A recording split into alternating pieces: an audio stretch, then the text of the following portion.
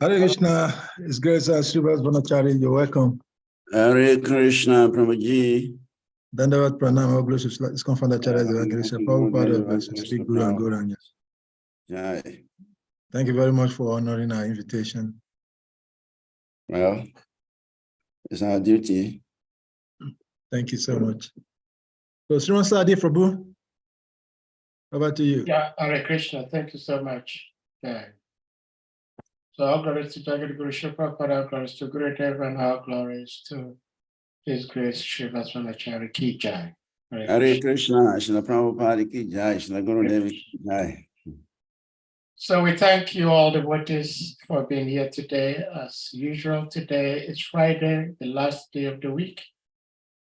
And in the world of the materialists, today is a day of rush.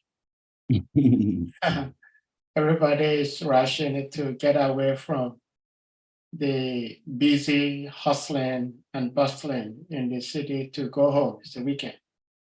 But we're trying to be here, not rushing, to enjoy the pastimes of Shri Krishna and his dear devotees. And today we have an able speaker, His Grace Srivas Vanacharya, whom we all know and adore so much. So we encourage devotees to be very attentive and not distract ourselves with anything else, but to enjoy drinking the transcendental Krishna Katha through our ears. So without much needed to be said, Prabhuji, we may put the verse on the screen. Yeah. And you may start speaking. Okay. Okay, Hare Krishna. Thank you so much. Hare Krishna.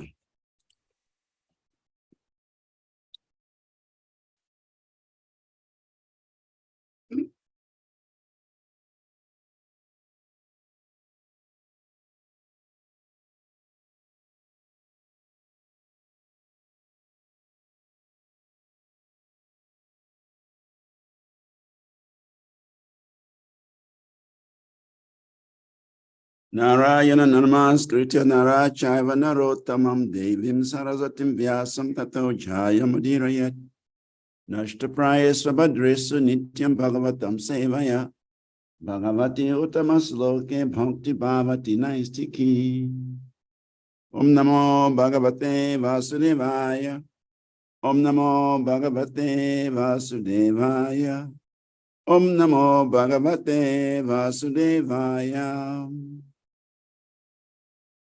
So we are reading from the SRIMAD BHAGAVATAM, Canto 2, the Cosmic Manifestation, and Chapter 6,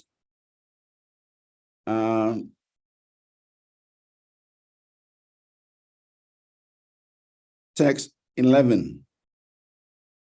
That is what we are treating today, which is on the board. So I'll go through the Sanskrit. Avyakta rasa sindunam bhutanam nidasnasya cha udaram viditam pumsho hirdayam manasha padam. Avyakta rasa sindunam bhutanam nidasnasya cha udaram viditam pumsho Hirdayam manasa padam. Avyakta rasa sindunam bhutanam nidanasya cha udaram viditam pumsho hirdayam manasa padam. Word for word translation. Avyakta, the impersonal feature. Rasa sindunam, of the seas and oceans of water. Bhutanam, of those who take birth in the interior world. Nidanasya of the annihilation.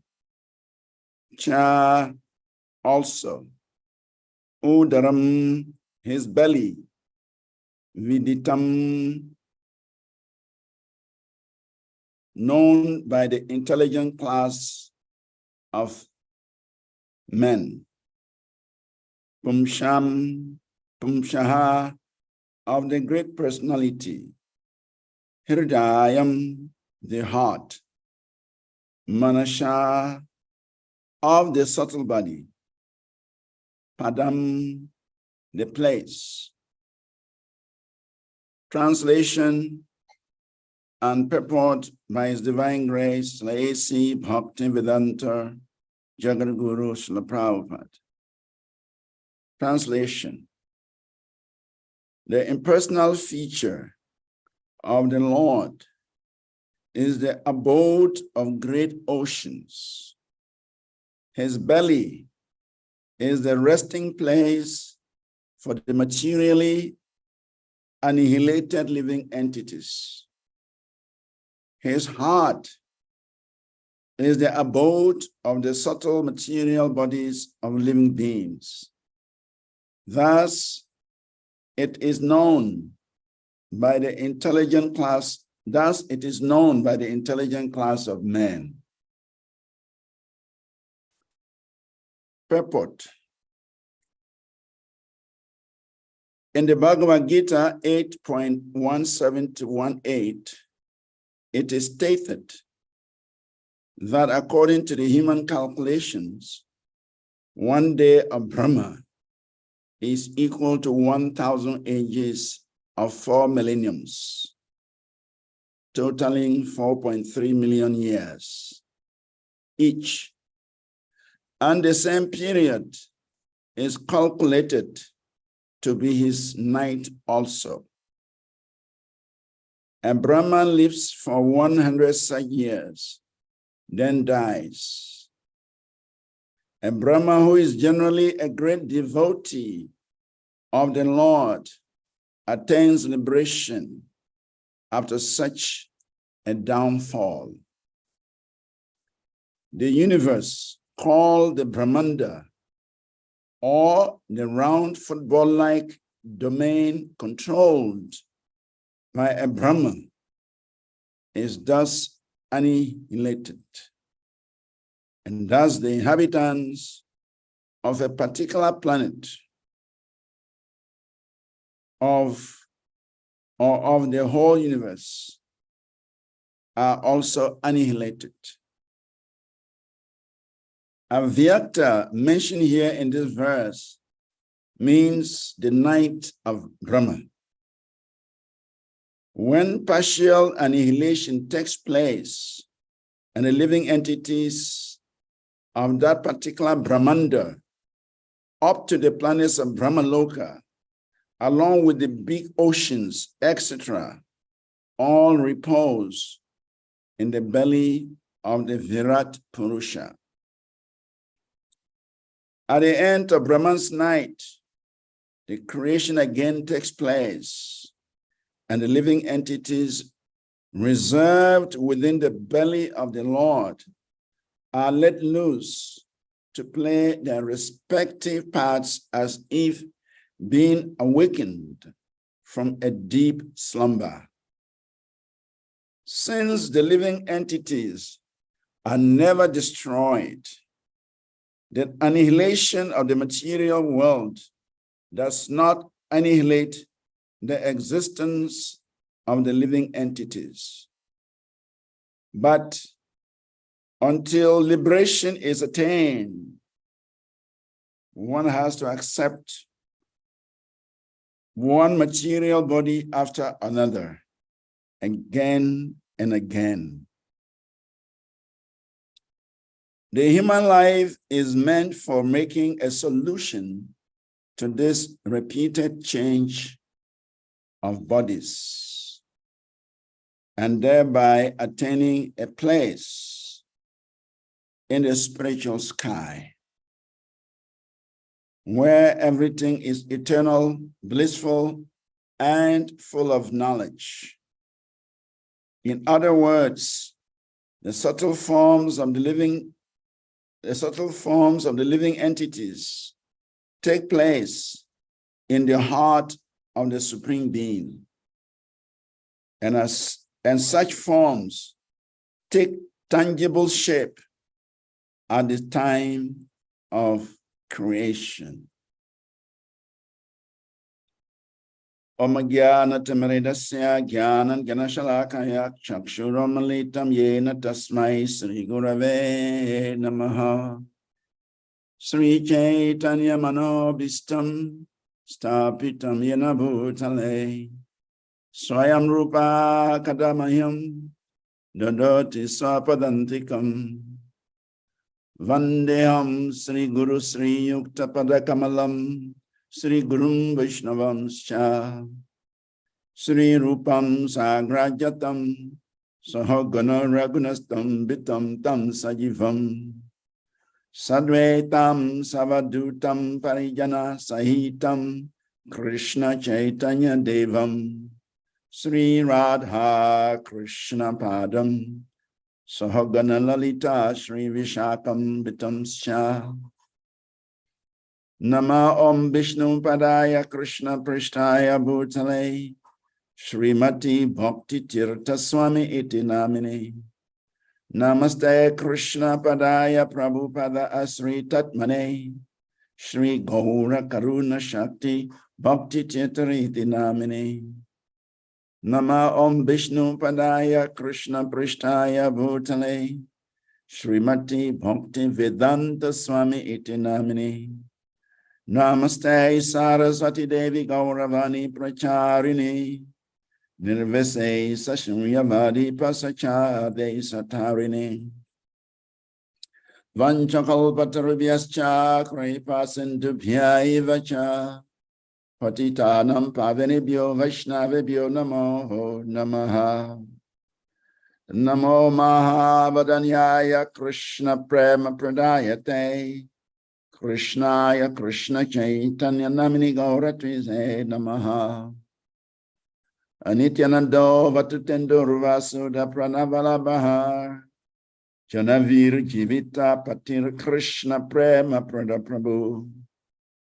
Padmavati Sutta Srimam Sachirananda Purvajaha Bhavom Mata Jagatrakta Rakta Gora Kelevaraha Advaitam Harinadvaitaracharyam Bhakti Shamshanat Bhaktavataram Itam Sham Advaita Acharya Shraye Panchatattamakam Krishnam Bhakta Rupa Sarupakam Bhaktavataram Bhaktakyam Namami Bhakti Shaktikam Krishnaya Vasudevaya Devaki Nandanaya Cha Nanda Gopa Kumaraya Govindaya Namo Namaha Nama Pankajanabaya Nama Pankajamaline Nama Pankajanitraya Namaste Pankajagraye Namo Brahmanya Devaya Go Brahmana Hitaya Cha Jagadhitaya Krishnaya Govindaya Namo Namaha Hey Krishna Karuna Sindhu Dina Bandho Jagatpate Gopesha Gopita Kanta Radha Kanta Namostate Jayatam Surato Pango Mama Mandir Gatir Masarvaswa Padambu Jorada Mandana Mohano Divyadvindaranya Kalpadrumada Srimad Ranadgara Simhastanastau Srila Govinda Devo Pristhyalibi Sevya Manusmarami Shrimam Rasarvasarambi Vamsivata Tatastita Karusan Venuswanai Gopi Gopinata Sriyestunaha Tapta Kanchana Gaurangi Radhe Brindavanishwari Vrishabhanu Sute Devi Pranamami Hari Priye Devi Krishnamai Prokta Radhika Paradevata Sarva Lakshmi Mai Sarvam Kanti Samohini Paraha Jai Sri Krishna Chaitanya Prabhu Nityananda Siyadvaita Gadadhar SRIVAS Adi Gaura Bhakta Vrinda. Hare Krishna, Krishna Krishna, Hare Hare. Hare Rama, Rama Rama, Hare Hare. Hare Krishna, Krishna Krishna, Hare Hare. Hare Rama, Rama Rama, Hare Hare. Hare Krishna, Krishna Krishna, Hare Hare. Hare Rama, Rama Rama, Hare Hare.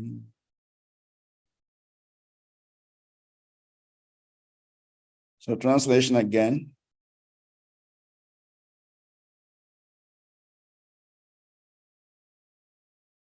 The impersonal feature of the Lord is the abode of great oceans, and his belly is the resting place for the materially annihilated living entities. His heart is the abode of the subtle material bodies of the living beings. Thus, it is known by the intelligent class of men. Ukam karoti vachalam pangum lagayete grim yakri patamava vande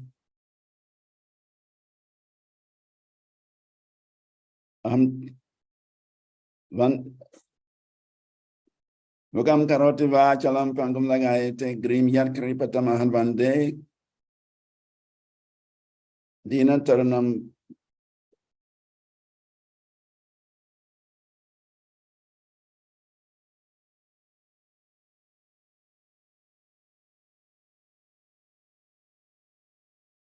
Jaya Sri Krishna Chaitanya Prabhu Nityananda Sri Advaita Gadadhar SRIVAS Adi Gaura Bhakta Vrinda.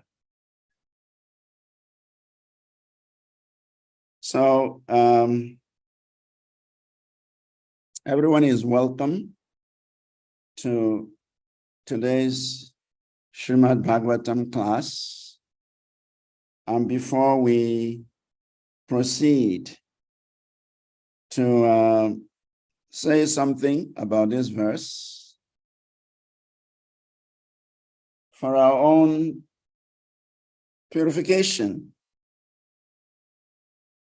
and probably for the benefit of the audience, we first of all seek the blessings of the assembly of Vaishnavas and Vaishnavis so that we can execute this service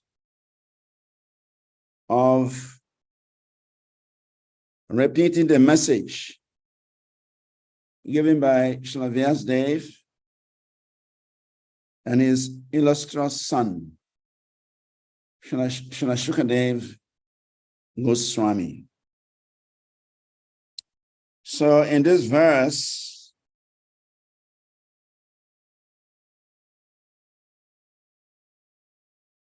the impersonal feature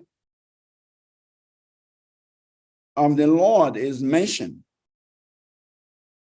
That the impersonal feature of the Lord is the abode of great oceans.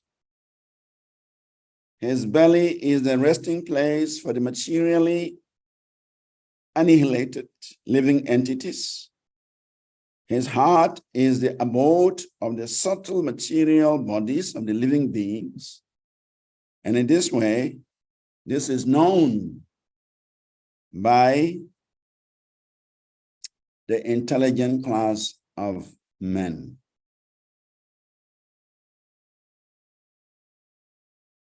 So the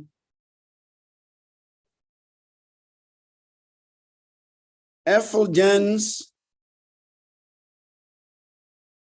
or the impersonal nature of the Lord is described as Swaruchisa.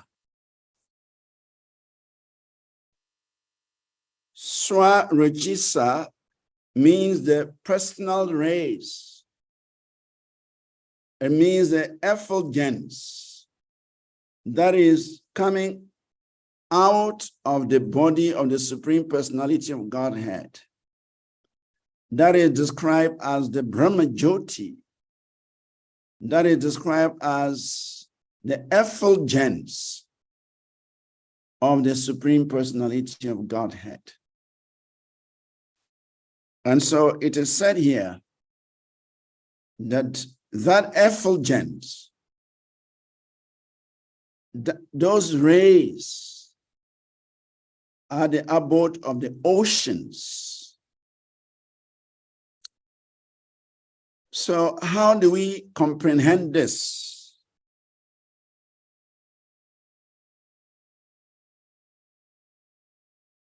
The SRIMAD Bhagavatam says, Yena swa rochisam vishwam rochitam rochayami aham yatarko adnir yata sumo yataksha graha tarakaha. The meaning of this verse is, I create after the Lord's creation by his personal effulgence, known as the Brahman Jyoti. Just as when the sun manifests its fire or its rays, only then does the moon, does the firmament, does the influential planets, including the twinkling stars, also manifest their brightness.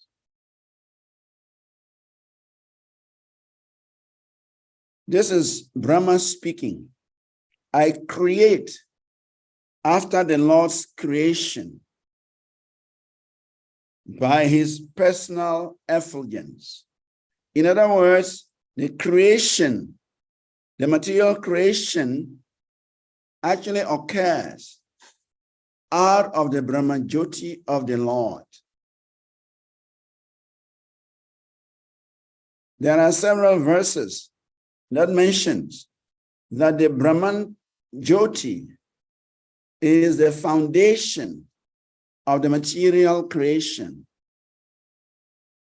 So here, Brahma is saying that he creates only after the creation has been effected by the bodily rays of the Supreme Personality of Godhead.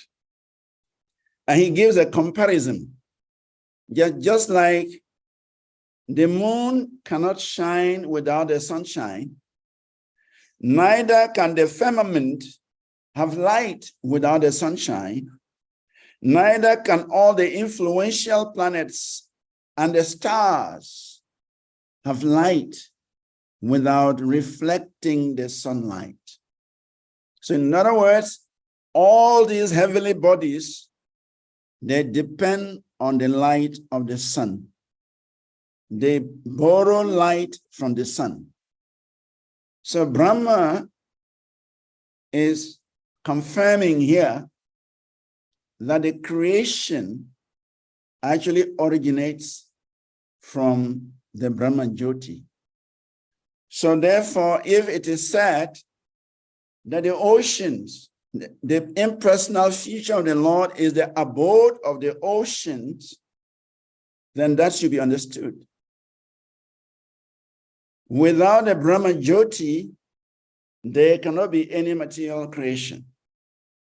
So therefore, the Brahma Jyoti is the abode, is the source of the material creation. Brahma himself also mentions about the effulgence of the Lord in the Brahma Samhita, when he says, Yasya prabhavato jagat andakoti koteshu asesha vasudati vibhuti binam tad ramanish kalam anantam asesha bhutam govindam adipurusham tamaham bhajami. Brahma is talking about the effulgence of the Lord. Yashya prabhavato jagat anda koti. I worship the Supreme Personality of Godhead, Sri Govinda, the primeval Lord, whose transcendental body, a transcendental bodily effulgence, known as the Brahma Jyoti, is unlimited, unfathomed, and all-pervasive, and is the cause of the creation of unlimited numbers of planets with varieties of climates and specific conditions of life. So Brahma is confirming here that the Brahma Jyoti, which is unlimited, which is unfathomed, which is all-pervasive, is the cause of the creation of the unlimited number of planets with their various climates and specific conditions of life. So this Brahma Jyoti is actually the resting place of the material creation. Is the resting place of the entire material manifestation. So one may ask a question, then what role does Mahavishnu play? Because from our philosophy, from SRIMAD BHAGAVATAM, we understand that Mahavishnu is responsible for manifesting the material world. So how is it that here these verses are pointing to the fact that the Brahma Jyoti is the source of creation? So the answer is actually the Brahma Jyoti is coming from the Lord. And the Lord expands himself in various forms. Whether the Lord is in the form of Mahavishnu, whether he is in the form of Garbhodakashai Vishnu, whether he is in the form of Shirodakashai Vishnu, whether he is in the form of Mahashankarshan, he is in the form of Sankarshan, he is in the form of Baladev, he is in the form of Krishna. These are just different manifestations of the Supreme Personality of Godhead. And the effulgence of the Lord comes from all of these manifestations. And in fact, this Swarochisa, this effulgence, is actually an emanation from the body of the Lord. It is coming from the body of the Lord. It is non-different from the Lord in one sense, because the energy and the energetic are one and the same. Without the energetic, we cannot have the energy. So therefore, the energy, which is the light coming out of the body of the Lord, which is the effulgence, which is this Swarochisa, it is an energy of the Lord. It's coming from the Lord. And it is actually said that from within this energy of the Lord, the material elements in their subtle forms are present. And when Mahavishnu acts to create, then he manifests these material subtle elements in a Mahatattva. So in one sense, we can say the pradana, which is the subtle form of the material ingredients, are within the Brahma Jyoti. The pradana, which is the subtle energy, the subtle form of this material energy, is actually within the Brahma Jyoti. When it is time for creation, then by the activities of Mahavishnu, the pradana is now converted into Mahatattva. And Mahatattva now becomes gross, from subtle to gross. And then from this Mahatattva, the material creation is effected. So therefore, the Brahma Jyoti, which is the effulgence coming from the Lord, contains everything. Even sometimes it is mentioned that the living entities are also part of the Brahma Jyoti. Some acharyas comment that the rays coming out of the body of the Lord are actually individual souls. They are molecules of consciousness or atomic consciousness coming from the body of the Lord. So sometimes it is argued that even the living entities are also part of this Brahma Jyoti. Of course, our philosophy says the Brahma Jyoti is for those Mayavadis, impersonalists, Gyanis, who do not take shelter of the lotus feet of the Lord. They take shelter of the Brahma Jyoti. And because the Brahma Jyoti does not offer devotional service, they fall down from that Brahma Jyoti.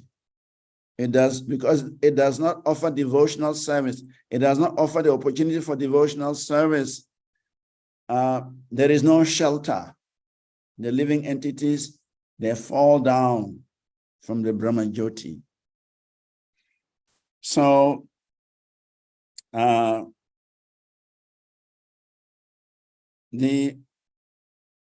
Brahma Jyoti is also described as a special gift for the living entity.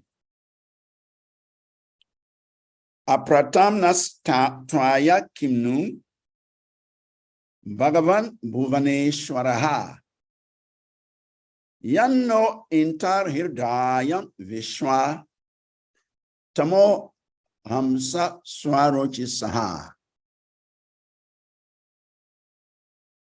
This is the prayer that was offered by the Brahmanas or Brahmana priests that Lord Ramachandra engaged when his coronation ceremony was performed after he had returned from the exile. When Lord Ramachandra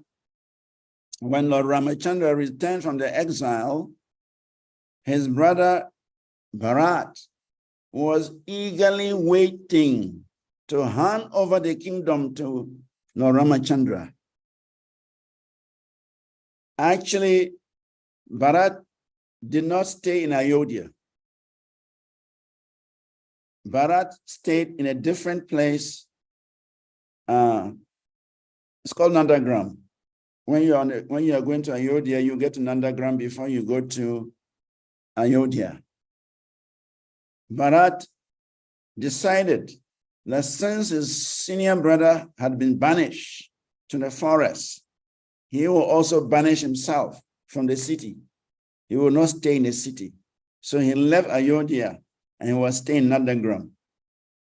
And then he was worshiping the shoes of Lord Ramachandra there. And then from there, he was running the affairs of Ayodhya. So as soon as Lord Ramachandra came back after the 14 years, after he had executed his mission in the forest of killing the demons headed by Ravan, he returned to Ayodhya. And as soon as it was known that Lord Ramachandra had returned, actually Bharat was there to receive him. And immediately Bharat organized that there was this big ceremony, big coronation to officially crown Lord Ramachandra as the king of Ayodhya and as the emperor of the world. So the priests that were engaged in performing the yajna, when they finished the performance of the yajna for the coronation ceremony, Ramachandra, he offered the entire world as charity to the priests. He gave the eastern side to the priest who was chanting mantras. He gave the northern side to the priest who was pouring the ghee. He gave the southern side to the priest who was overseeing the yajna. He gave the eastern side to different classes of priests. And so he had nothing. Even though he was just crowned the emperor, he was crowned the king. He had no kingdom. He had offered the entire earth to the priest who had performed the yajna. This demonstrates one of the opulences of the Supreme Personality of Godhead, which is renunciation. The Lord has such wonderful opulences, and one of them is his mood of renunciation. Even though he is the wealthiest, he's the most knowledgeable, he's the most beautiful, he's the strongest, yet the Lord is very renounced.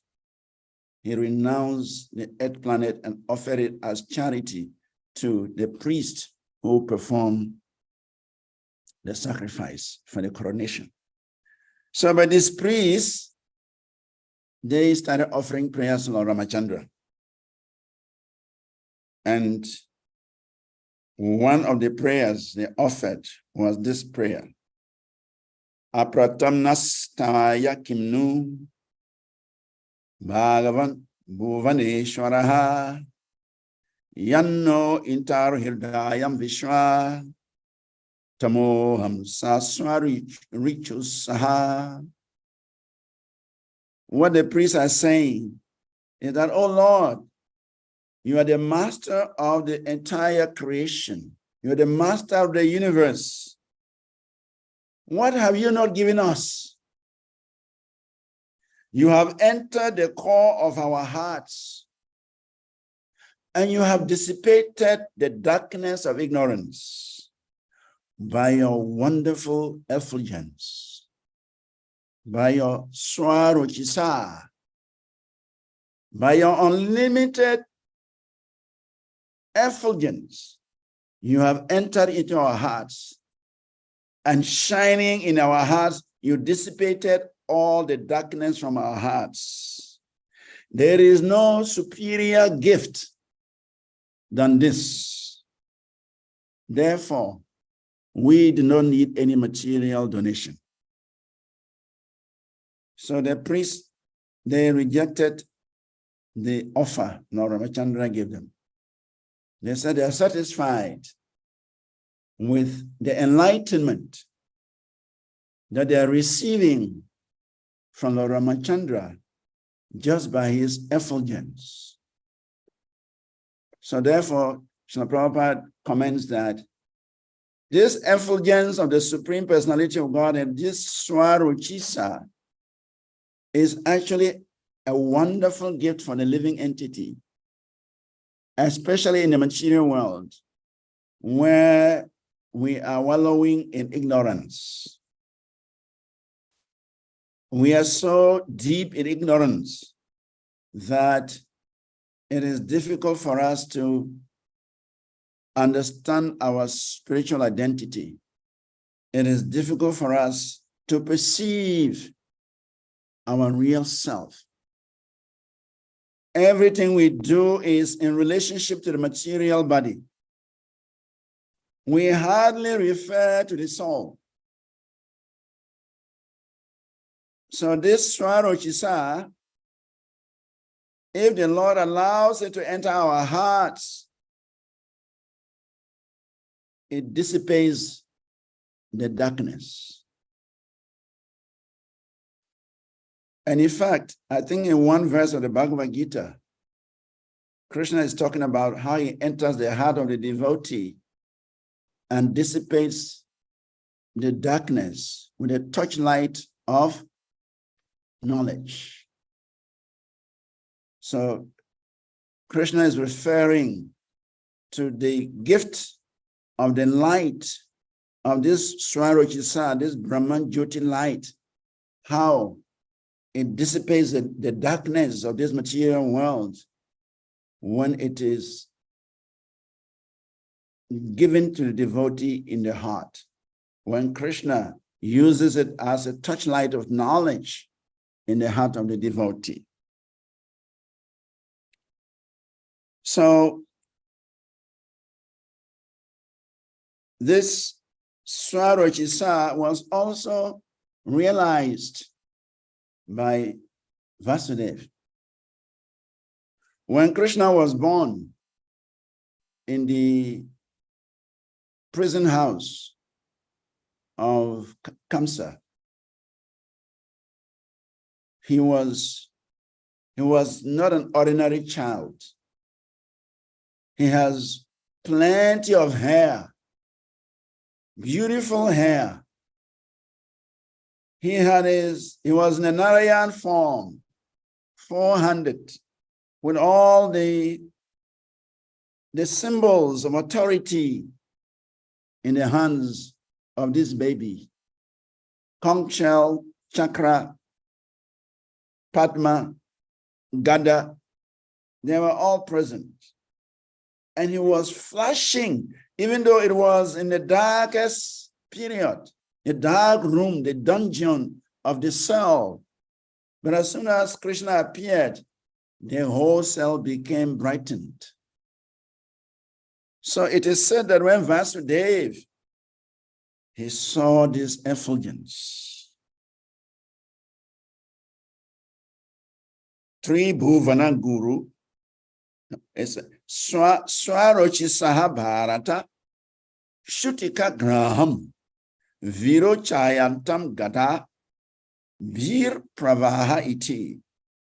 That when Vasudeva, he understood that his newly born child was the Supreme Personality of Godhead, he immediately became fearless. Bowing down with folded hands, he began to offer prayers to his transcendental child, who had illuminated his birthplace by his Swarochisa, by his spiritual effulgence. So this Swarochisa is an amazing aspect of the Lord. For the impersonalists, they see that as a goal of their spiritual endeavors. Their desire is to have a glimpse of the Brahma Jyoti. Their desire is to merge with the Brahma Jyoti. Their desire is to attain this Brahma Jyoti. For them, that is the ultimate. But for a devotee, for the bhakta, he understands beyond the Brahma Jyoti, the source of the Brahma Jyoti is present. If you see a light, common sense should tell you that there is a source of the light. So the devotee naturally wants to find the source of the light. When all these yogis, all these gyanis, when they enter the Brahma Jyoti, they are satisfied with the brightness of it. They are satisfied with the bliss of it. But little do they know that there is a superior pleasure and a superior abode where one can take shelter. The bliss from the Brahma Jyoti is called Brahmananda. And the bliss from the Supersoul is called Atmananda. But there is bliss from the abode of the Lord. There is bliss from the devotional service. There is bliss in the association of the Lord. That is called Premananda. Premananda is superior to Atmananda and superior to Brahmananda. So a devotee does not end up in a Brahma Jyoti because he wants the highest of the highest, which is by taking shelter of the Supreme Personality of Godhead in the spiritual planet, he can experience Premananda in the association of the Lord. Actually, Krishna Kaviraj Goswami, he mentions in the Chaitanya Charitamrita, Krishna aswadite samsara nashanam. Krishna aswadite samsara vishanam. Nashanam. He says, as a living entity associates with Krishna more and more, as a living entity tastes the sweetness of Krishna more and more, his material existence is destroyed. Samsara nashanam. So this Krishna consciousness is actually meant to give us a taste of the sweetness of Krishna. And as we experience the sweetness of the taste of Krishna, naturally we lose taste for the material world, and our material existence becomes destroyed. Samsara nashanam is destroyed. So for the liberated souls, they are tasting the sweetness of Krishna. They are enjoying Krishna's association in the spiritual sky. But for the impersonalists, the jnanis, they are not aware of the nectar from the lotus feet of the Lord. They're not aware of the sweetness of Krishna's association. They're not aware of the bliss of Krishna's association. Krishna Nam, Krishna Gun, Krishna Leela, Sarva Chit Ananda. Krishna's name, Krishna's qualities, Krishna's pastimes. they are all transcendently blissful. They are all transcendently sweet. They are all transcendently enlivening. So much so that when the living entity comes in touch with this sweetness, he doesn't desire anything else. So this is the position of the devotees who take shelter of the Supreme Personality of Godhead. In the purpose, Srila Prabhupada mentions that Brahma, a great devotee of the Lord, attains liberation after such a downfall. So, Brahma is also a fallen soul, even though he occupies the highest position in the material creation, being the engineer of this whole creation, but he's also fallen. He has fallen down from the spiritual sky, and he has to again revive his Krishna consciousness and return to the spiritual world. As we all know, it is said that at the beginning of a new creation, the most pious living entity becomes the next Brahma. I think somewhere it is mentioned the one who has performed 100 Ashwamedhyas, 100 Ashwamedhya Yagyas, becomes qualified to become an Indra. And even beyond that, one can become a Brahma. So the most pious of all the living entities becomes a Brahma. So Brahma is the best of all the conditioned souls in this material world. And because he's the best of all the conditioned souls in the material world, he gets the opportunity to directly interact with the Lord. And how is that happening?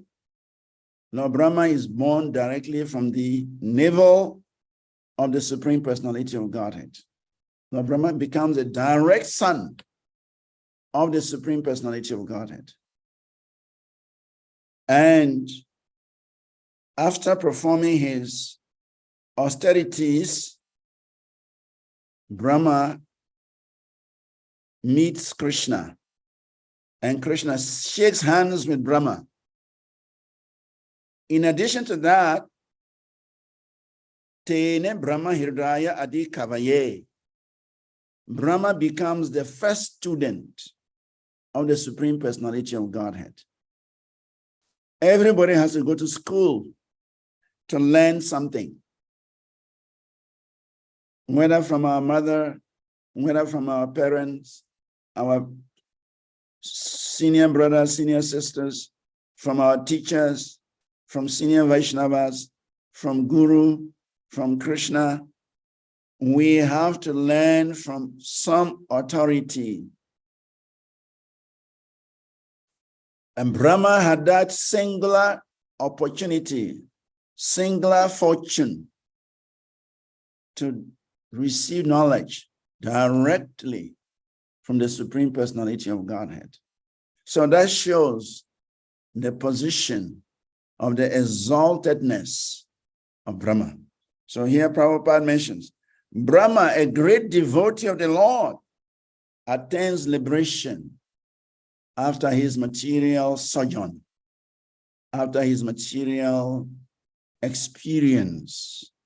So whoever becomes Brahma, it means he has come to the end of his material life. When he finishes this life, he does not take birth again in this material world.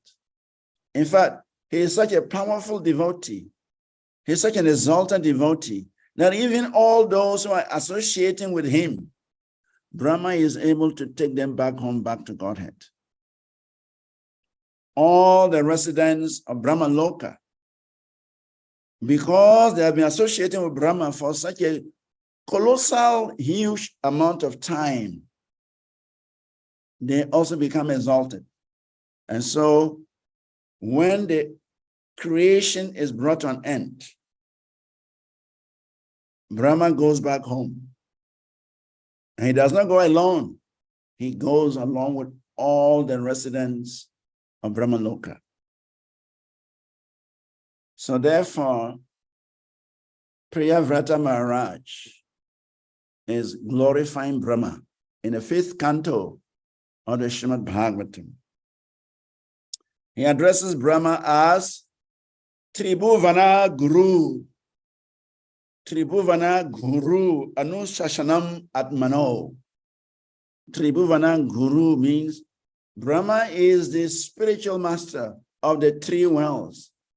And whatever he says is scripture.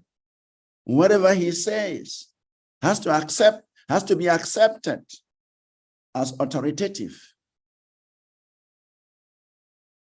So that is the position of Brahma. He is the spiritual master of the 3 worlds. And whatever Brahma says in scripture, it has to be accepted as authoritative. Priyavrata is the senior son of King Uttanapad. Uttanapad had 2 sons and 3 daughters. But Priyavrata was very renounced from the very beginning. So even though he is a senior son, he was not interested in ruling the kingdom. So at an early age, Priyavrata took sannyas, practically. He renounced the kingdom, went to the Himalayas, somewhere it says to the Gandhamandana mountains. And he performed severe austerities. And Narada Muni, who is the universal guru, he travels everywhere and gives instructions to everyone. Narada Muni saw this prince performing such severe austerities. Narada Muni approached him to find out what he wanted. Narada Muni was thinking maybe he's looking for some powers in order to rule, but when he got close to him and spoke with him, he saw that Priyavrata was actually a renunciate. He didn't want anything else. He just wanted to know the Supreme Personality of Godhead. So Narada Muni instructed him. Narada Muni guided him, and he became very advanced. He was satisfied with his spiritual activity on the Gandhamandana mountains. But along the line, there was a need for Priyavrata to become the king or the emperor of the world. You can imagine the dilemma he had to face. He had already renounced the kingdom. He's already taken to the path of renunciation. And by providence, he had the association of such an exalted Vaishnava like Narada. He took his association, he took his instruction, he took his guidance, and he became such an exalted Vaishnava. But all of a sudden, his father, Swayambhuva Manu, arrived to tell him that he must go and become the king because there was nobody on the throne. Uttanapad is the junior brother of Priyavrata. Swayambhuva Manu is their father. So Uttanapad, he is the father of Dhruva Maharaj. When Uttanapad neglected Dhruva Maharaj, when his stepmother, Suruchi, insulted Dhruva Maharaj for sitting on the lap of his father, and Uttanapat did not defend the little boy, Dhruva felt pain and cried and ran to his mother, seeking a solution. And his mother said, this, you can only find a solution with the Supreme Personality of Godhead.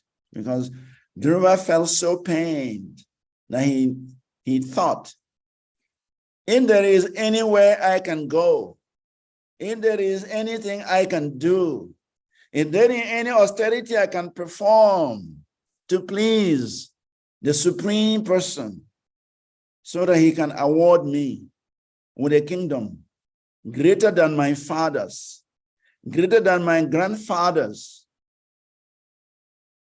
and even my great-grandfather. That is what I want. Such a little boy, 5-year-old boy, he has such a great desire. So he went to his mother in tears, with pain, and cried to the mother, please, my dear mom, show me where I can go, where I can meet that authority, where I can meet the Supreme Lord, so that I can be blessed. And the mother said, well, I've heard from authorities that the Lord is available in the forest.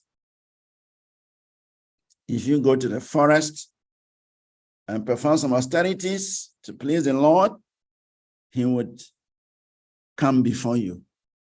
And as soon as Dhruva heard that, he did not waste time, he left.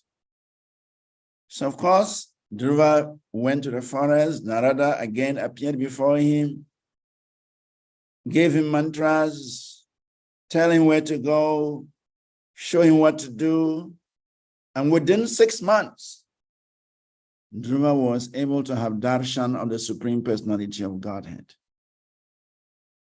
And Lord Vishnu blessed Dhruva Maharaj. Just by seeing the Supreme Personality of Godhead, that is the greatest blessing in itself.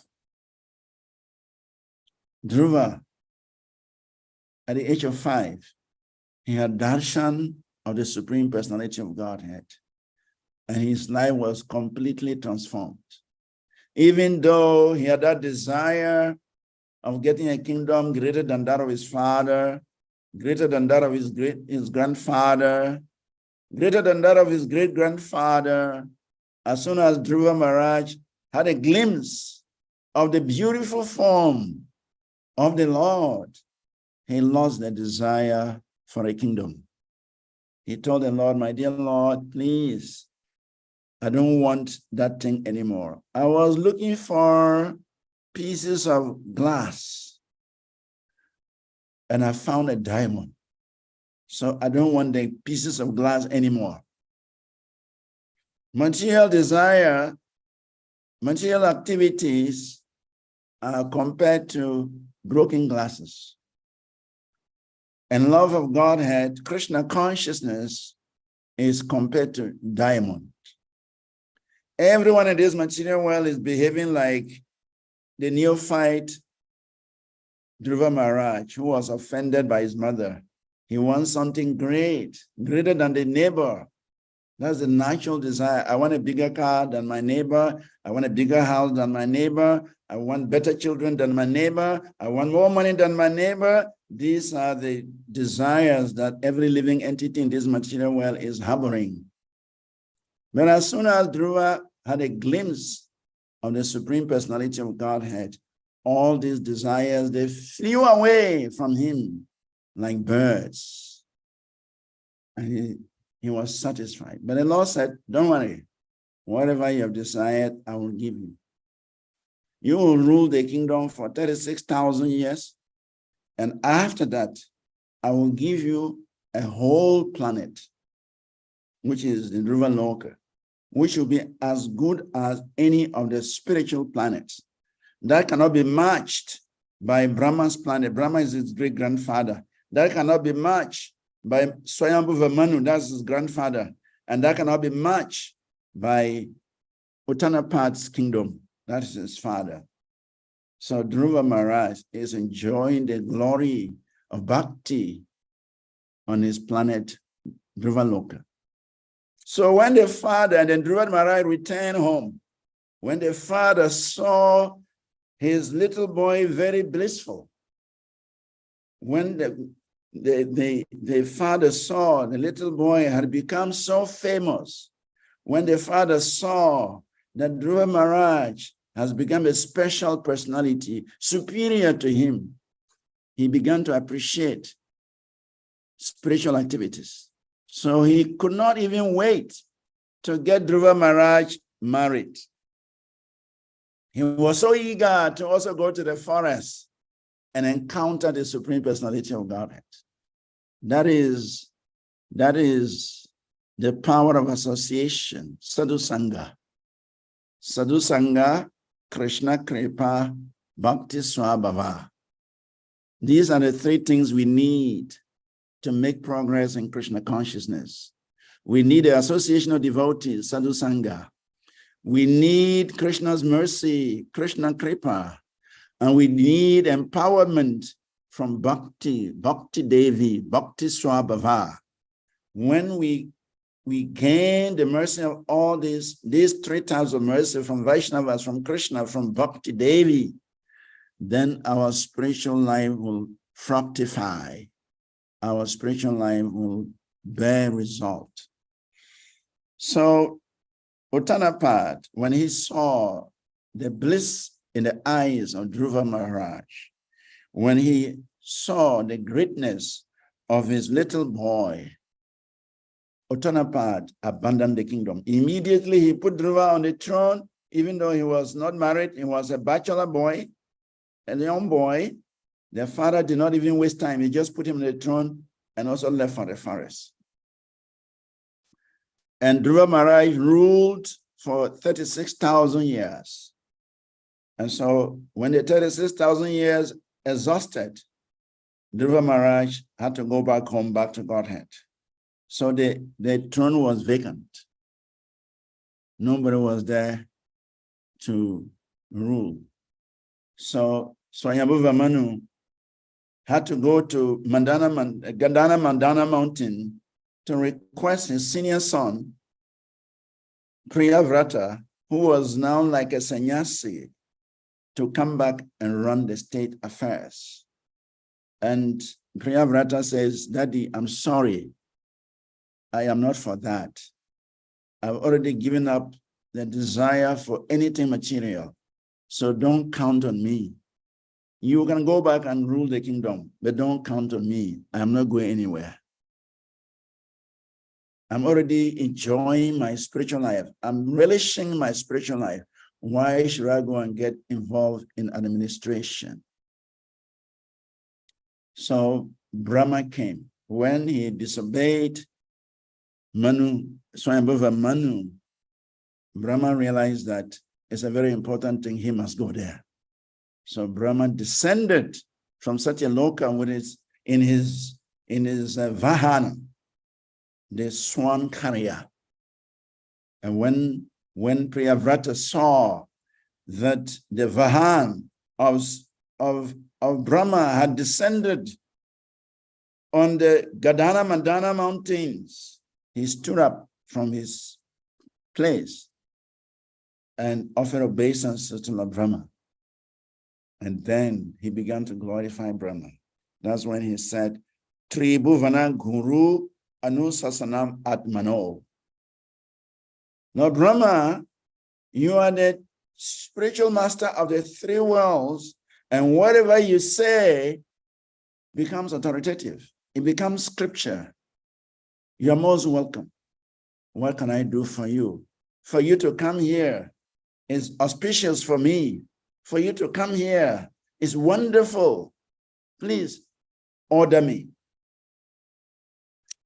And Brahma said, your father told you to go and rule the kingdom, and you refuse because of your spiritual advancement. It is wrong for you to disobey the orders of your father. You must go and rule the kingdom. You must go and become the king. That is my order. That's why I've come down. I've come here. Priyavrata said, I'm afraid of Maya. I'm afraid. If I go get involved in administration, I may lose my Krishna consciousness. I may lose my standard of devotional service. I may go down, I may slide down. So please, don't force me. And Brahma said, well, the Supreme Personality of Godhead says, you'll be protected. Don't worry. Just do the service, just carry out the order, and you will be protected. Don't worry at all. So when Priyavrata heard that the Supreme Personality of Godhead will protect him, he agreed to go and take over the administration of the planet. But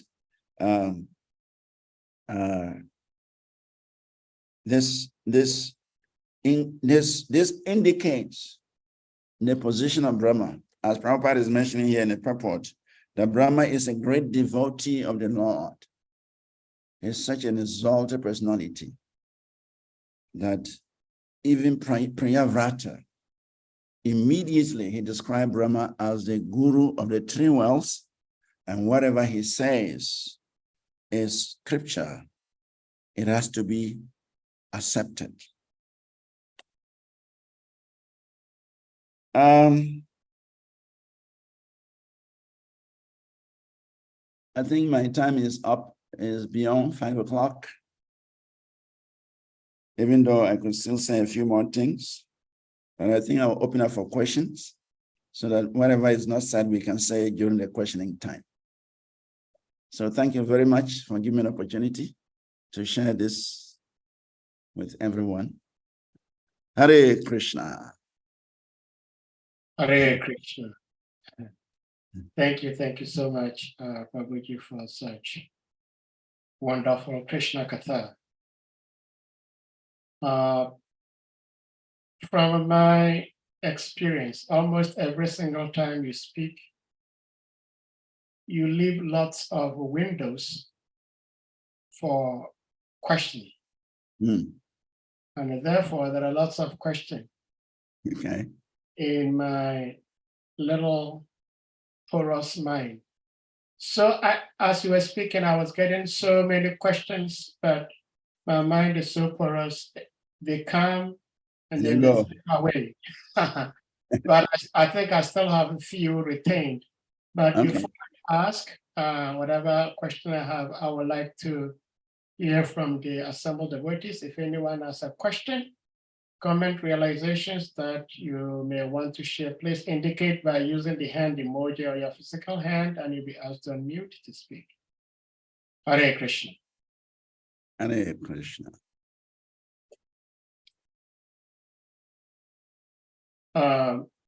Well, I have one Dr. Hassan hand is up. Oh, okay, Dr. Hassan. Okay, thank you, Prabhuji. Dr. Hassan, please, you may unmute. Yes, Hare Krishna, your grace, we accept my humble respect and references. Hare Krishna. No growth to you. Hare Krishna Maharaj. Thank you so much for this wonderful class. I really enjoy it, and I've learned a lot. And you still remember me. You are dancing moves when I come to Ghana. Hare Krishna, Prabhupada's mercy. This is Prabhupada's mercy. Prabhupada has not given us SRIMAD back. Prabhupada has not given us elevated literatures. Prabhupada has not given us Bhagavad Gita. There would have been some drunkards in some village. It's been rats and lizards. Maharaj, my question is, during the class, you do mention that when Lord Brahma finished his activities and is going back to Godhead, he take the living entities who are with him. Yes.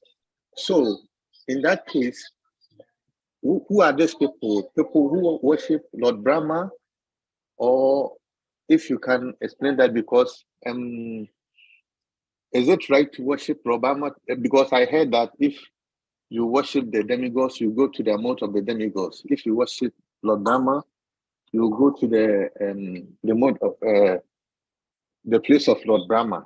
So Yeah. when Lord Brahma is living, who are these people? You go with them. Yes. This is my question. Thank you for the question.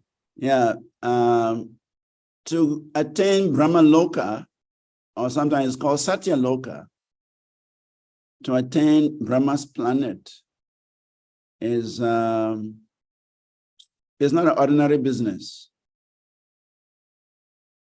It is actually mentioned that sannyasis who could not make it home, brahmacharis who had practiced celibacy for a great period of time, but somehow they missed the boat to the spiritual world, or they missed the flight to the spiritual world.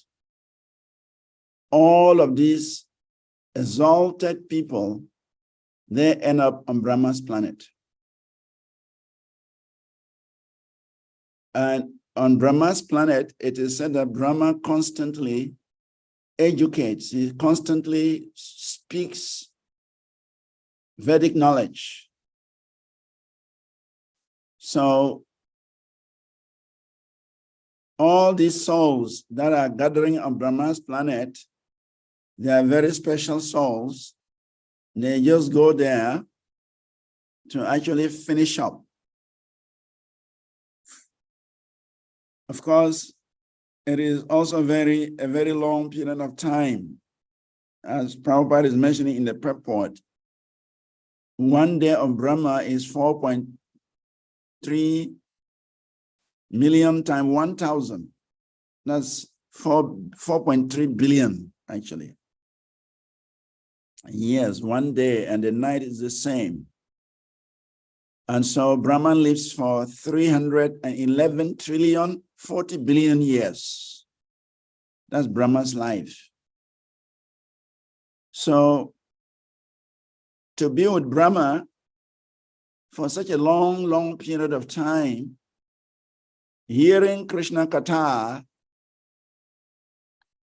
one becomes eligible, one becomes qualified to go back home with Brahma. And do not forget that even our spiritual tradition is coming from Brahma. We belong to the Brahma Madhva Gaudiya Sampradaya. He is the head of our Sampradaya.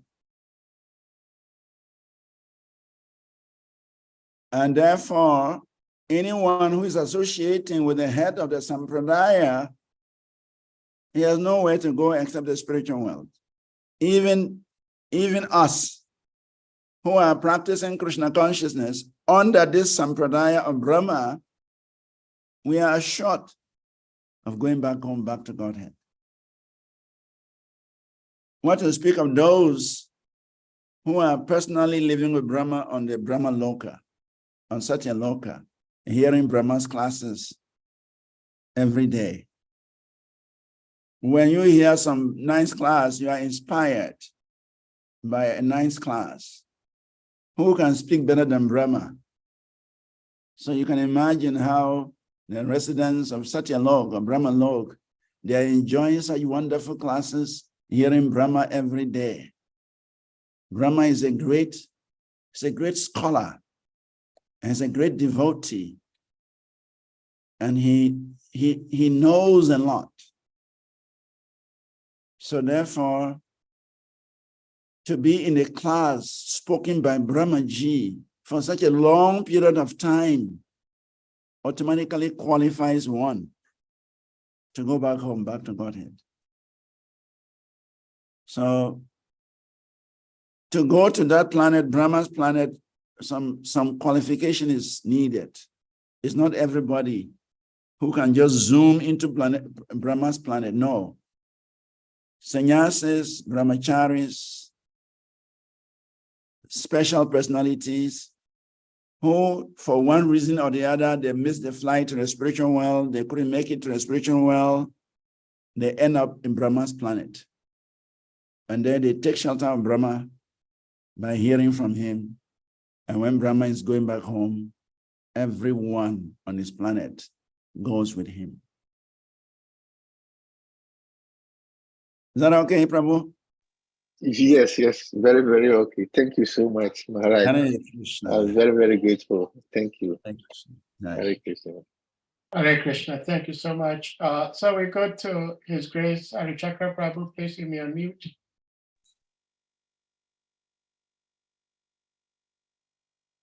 Hare Krishna, SRIVAS VANACARI. Hare Krishna, Prabhu. Hare Krishna Prabhu, Hare Hare. Dandavat pranams. All glories to you. All glories to Gurudev. And all glories to Prabhupada. And all glories to the assembled devotees. Thank you. Thank you for your class. Hare And Krishna. as usual, like Sahadev said, always bring a lot of questions. And now this question, it might sound a little bit stupid, but I guess I need an answer to it. All right. Usually when we hear Christians say that they are struggling to go to heaven, then sometimes devotees will say that, oh, heaven will pass away. So why are you struggling to go to heaven? But thinking about what you just said. So if their description of heaven is actually like Brahmaloka, and they are struggling there, they are struggling to go there, then eventually when the Brahma is leaving, he's going to live with them. So what do they lose? All right. Thank you. Yeah. Brahma Loka is superior to heaven. Okay. We must accept. Yeah. Brahma Loka is superior to heaven. Heavens are called Swaga Lokas. The Swaga Lokas are Indra Lok, Chandra Lok, and all the other demigods loks. They are called Swaga. They're the heavens. And by performing some specific pious activities, one can go there. But for Brahma Loka, you have to be a devotee. You must be a practicing devotee. You have to be on the path of renunciation. But somehow you miss the boat, you miss the flight by just some few seconds. And so you end up on Brahma's planet. So there is a difference between heavenly planet, even though we may lump all together as heavenly planets. But actually it's mentioned Tapalok, Satyalok, Brahmalok. These lokas are the topmost planets in the universe, and it is inhabited by people who perform a lot of tapasya. It's inhabited by sannyasis. It's inhabited by brahmacharis. It's inhabited by very exalted souls who could not make it to the spiritual world. They take shelter there. So that differentiates these planets from the rest of the heavenly planet.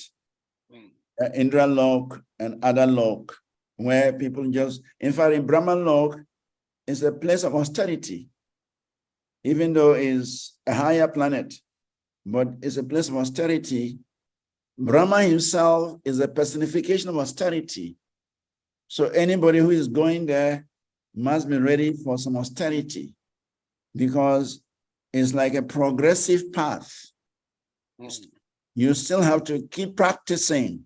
You don't just go there to enjoy your credit, your pious credits, and then exhaust it and come back. No, you continue to practice your devotional service in the association of other devotees, preparing yourself to enter the spiritual world. So there is a difference between the heavenly planet our brothers, Muslims and Christians are praying for, and then that of Brahma Loka or Tapa Loka or Satya Loka, where it is actually meant for people who have engaged in spiritual life, but somehow or the other, they couldn't make it.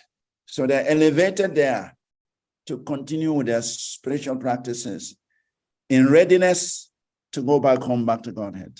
So nobody goes there unless you have that qualification. Okay, thank you very much. My follow-up question is, like you mentioned that Lord Brahma is always preaching, Yes. enlightening the citizens there. Yep. Like if we take a comparison, like on our Earth planet, for instance, Yeah. we know Brahma Loka must definitely be bigger than our Earth planet. Certainly, it's very large.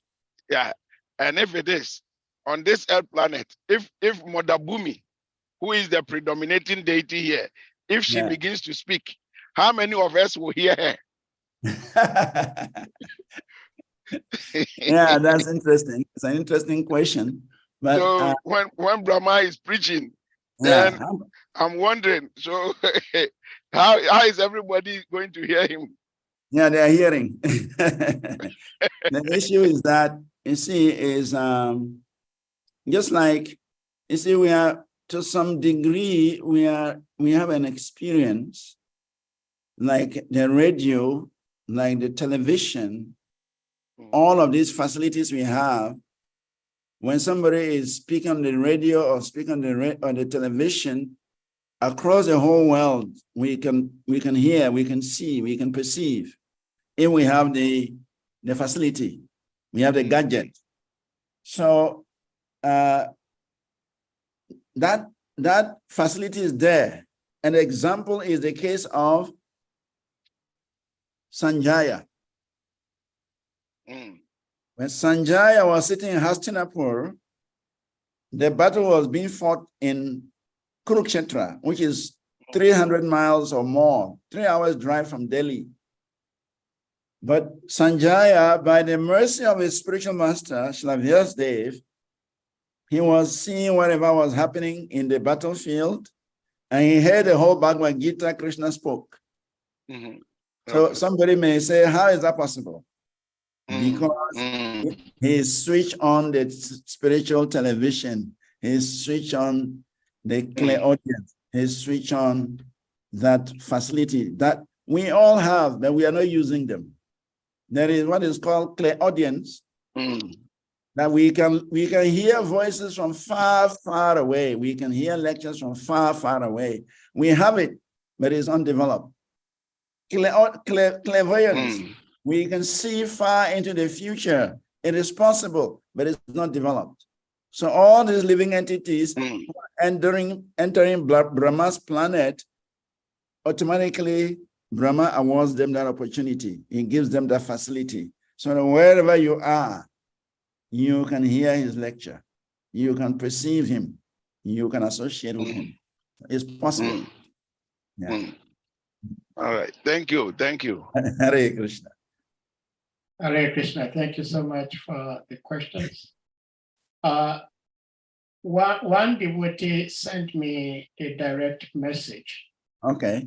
And it's a question this devotee wants to have an answer from you. And that is, and I'll ask the question and also add mine.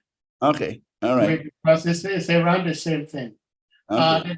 The question is, why would a personality of that caliber, Lord Brahma, who is the engineer of this entire universe,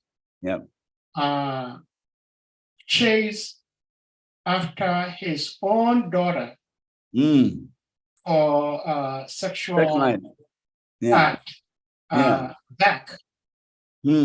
That is his own daughter.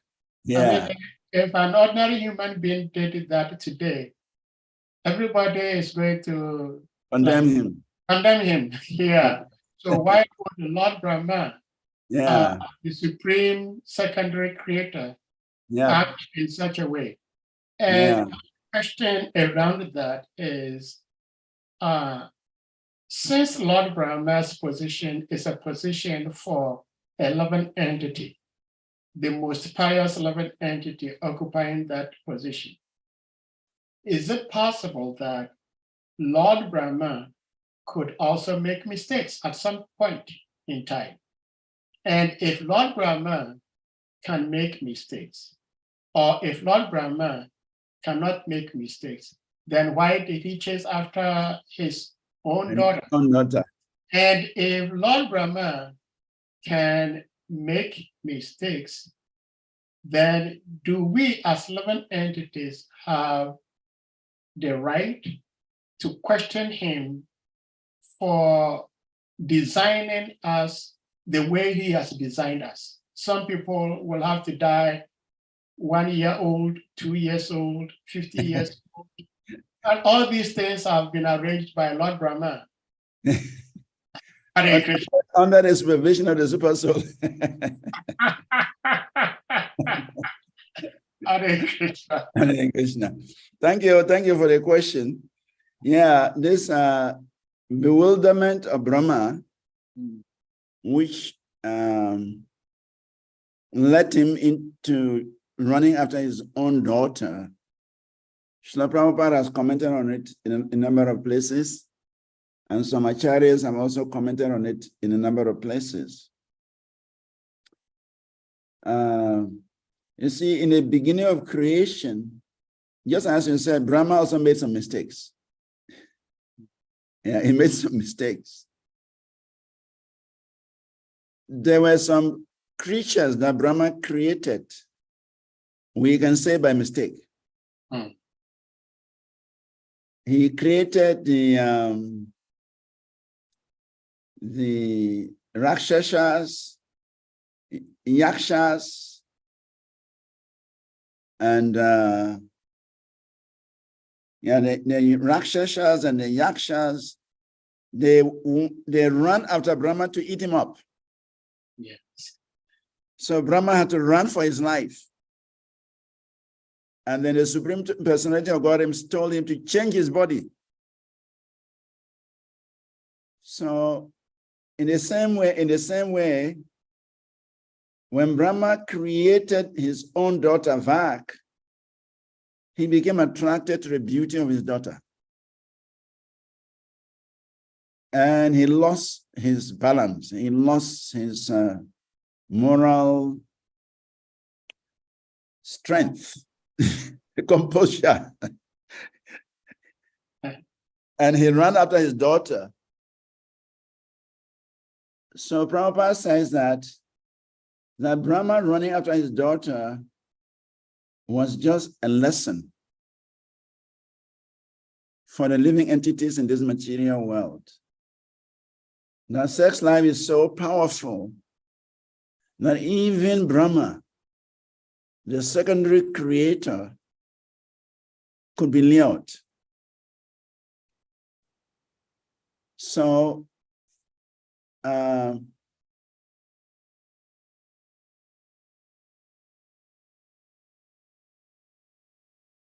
that incident also led to many other things. It also led to many other things. You know, the other sons, they laughed. They laughed at Brahma when Brahma was running after his own daughter.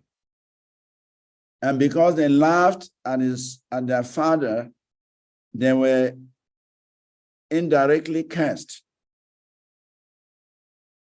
And then Lord Shiva, he became angry. And he picked up his trident and wanted to kill his father. He wanted to kill Brahma for setting a very bad example. So Brahma had to flee for his life. So many incidents happened around, or many other pastimes happening around this incident that gives us a lot of lessons. But the first lesson Prabhupada gave is that we as living entities, if Brahma, such an exalted person who met the Lord, shook hands with the Lord, could be lured into sex life with his own daughter, then what is our position? It means our position is not very secure.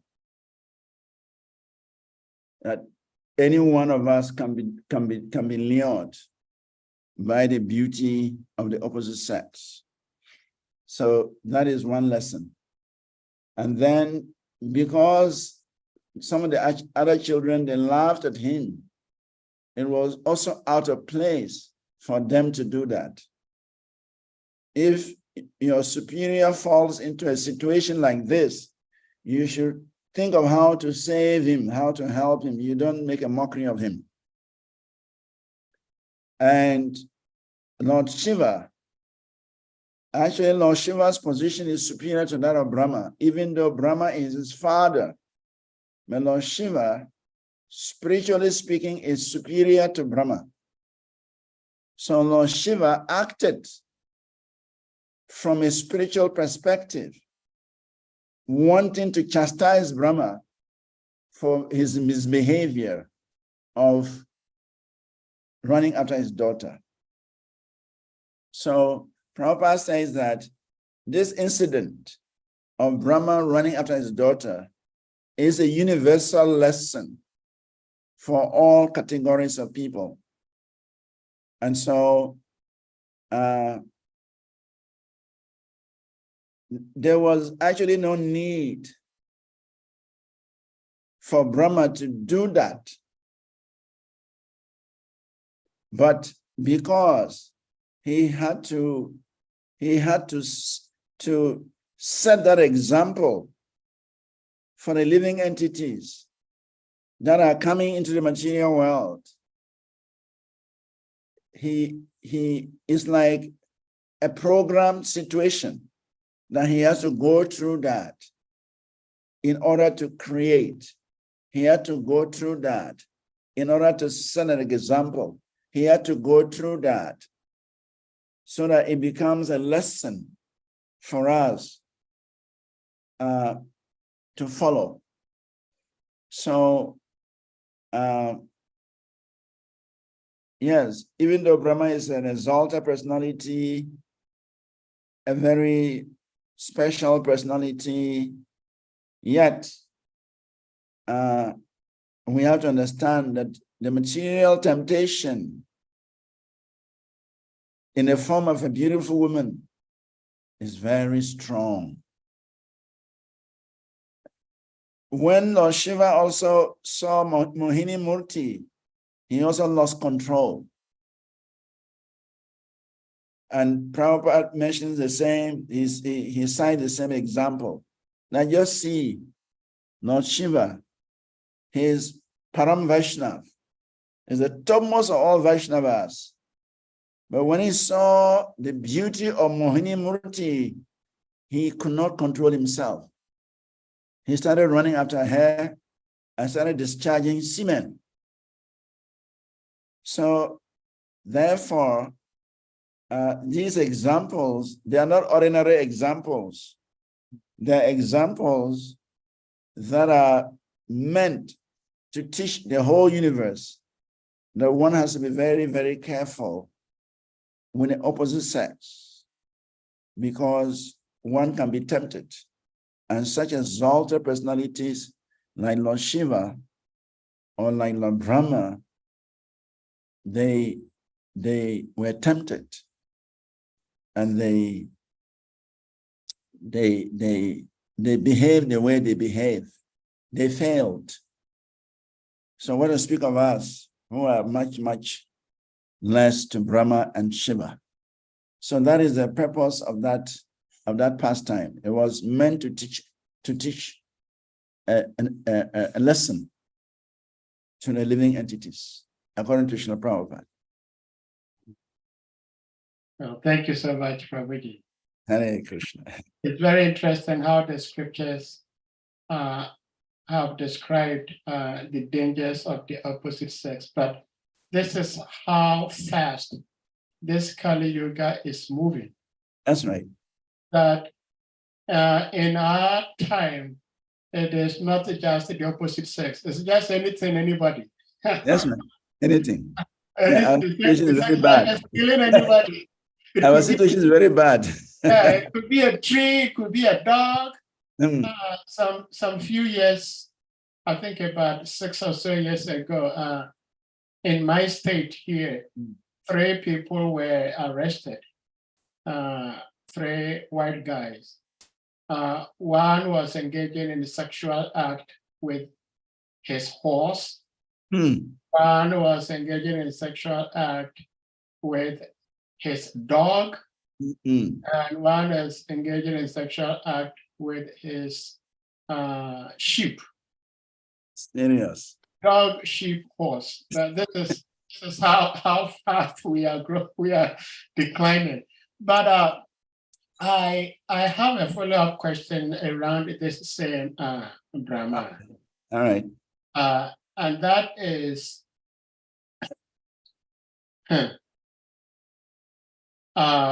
we see our Gurudev, the Harinam Press, he had sets of devotees who were helping in bringing out the books to the public. Okay. So I was fortunate to have one of these devotees as a very close friend. So this devotee shared with me that I don't remember the particular book, but one of Gurudev's books, Gurudev had mentioned something about Prophet Muhammad, peace be upon him, and the Quran. And they made a research and they couldn't find it. They said anyway. So they approached Gurudev and told Gurudev, Gurudev, you said this, that we've made every research we possibly can and we can't find it. So would you show us where this particular statement you made could be found? So Gurudev listened to them and he did not tell them where they can find it. Okay. Yet he asked them to keep it in the books. So after the book had come out, later on they were able to do the research and find it where it is. That's right. It was true. So Arichakra Prabhu's question about like Christians, Muslims praying, doing everything to go to heaven. And from there, if it's Brahmaloka, they go back to the Supreme Lord with Lord Brahma. It seems to me, I retract that. I know for sure because I heard this lecture from Gurudev. That Christians are actually Brahma worshippers. I see. They are Lord Brahma followers. And whoever attains perfection in that discipline will go to Brahmaloka. And I don't know if maybe Arichakra Prabhu may later find this verse for us because Lord Jesus Christ himself also said it in the Bible somewhere. That if you follow the teachings I have given you, I am going to the Father. And at the end, you will come to me. And after everything, together we will all go back to the Father. I see. Which is exactly how Brahmaloka description is given in our scriptures. So I believe, it's my speculation, I believe that Christians talk about 3 heavens. Muslims talk about 7 heavens. So they may not be able to give the specific names as we do, but don't you think that some of them may be referring to Brahmaloka, Chandraloka, Indraloka, and those who attain perfection in their pursuit can go to Brahmaloka, and at the end of Lord Brahma's time, they all go back to the kingdom of God? Well, I also heard, I read some book, maybe before I became a devotee or after, I can't remember. I read one book and they were suggesting that actually Jesus came from Brahmaloka. I read that, I remember very well. Like Christ came down, I think, whether in the Aquarius Gospel of Jesus or something. I read something some long time back that Jesus Christ descended from Brahmaloka. Okay. And actually, Sri Prabhupada has also mentioned that Yeah. the entities in Brahmaloka, sometimes they feel pity for us. And so out of their compassion, they come down here to preach to us. I see. The Sri Prabhupada has also said that. So it's possible that Christ is one of those people from Brahmaloka who had a lot of compassion, and as a result, he descended. Yeah. Yeah, so if that is the case, then those Christians who follow Jesus Christ's teaching properly, they can attain Brahmaloka. Yeah. Because that's where Jesus is. And so that is a meditation. The only unfortunate thing is that what we have today as Christianity is not what Jesus Christ taught.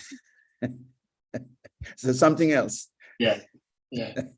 Far off from the main thing. But if they follow the teachings of Jesus, as Jesus has given them, then they also become eligible to enter Brahma's planet.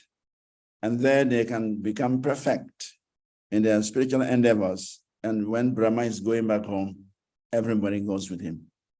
It's possible. Yeah, there's no doubt about it. Because Christ, we can see he was a very exalted personality, and his teachings are very exalted. In fact, they said the real teaching of Jesus Christ is found in the, what do they call it? The short presentation he made.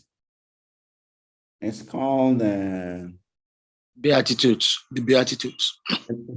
Beatitudes, Beatitudes. Okay. Right. Beatitudes. The Sermon on the Mountain. That's not the Beatitudes. He gave some sermon. I think that's the Beatitudes. He gave us a sermon, and where he gave the essence of his teachings. Yeah. So when you read through those teachings, you can see Christ actually was presenting Bhakti Yoga. Yeah. There is no difference between what Christ gave and Bhakti Yoga. And when we even go a little bit backwards, we can see that Christ actually comes from a bhakti background. Because when he left Jerusalem and journeyed east and spent 18 years, he was associating with sannyasis, yogis, and different kinds of Vaishnavas. And we learned that he even spent some time in the Jagannath temple. He said there is a record that Christ visited the Jagannath temple, the year and all that is there. So for him to be visiting such holy places, then we can understand that he was a Vaishnava. And he was inclined to Vaishnava philosophy and bhakti. And so from these Beatitudes, we can see that he's presenting nothing but pure bhakti. So those who follow that path delineated by Lord Jesus, they qualify to enter Brahma's planet. And once you enter Brahma's planet, you remain there till the end, and you become eligible to enter the spiritual sky. There is no doubt about it. Thank you so much. Actually, Sri Prabhupada himself said it. He said it himself that Lord Jesus Christ was a Vaishnava. That's right. Yeah, Sri Prabhupada said that. Yeah. So we go to His Grace, Srimad Varahacharya, Prabhu, please give me a minute. Hare Krishna, Dandavat Pranam. Hare Krishna, Prabhuji. Glories to Prabhupada, all glories to the Sangha devotees.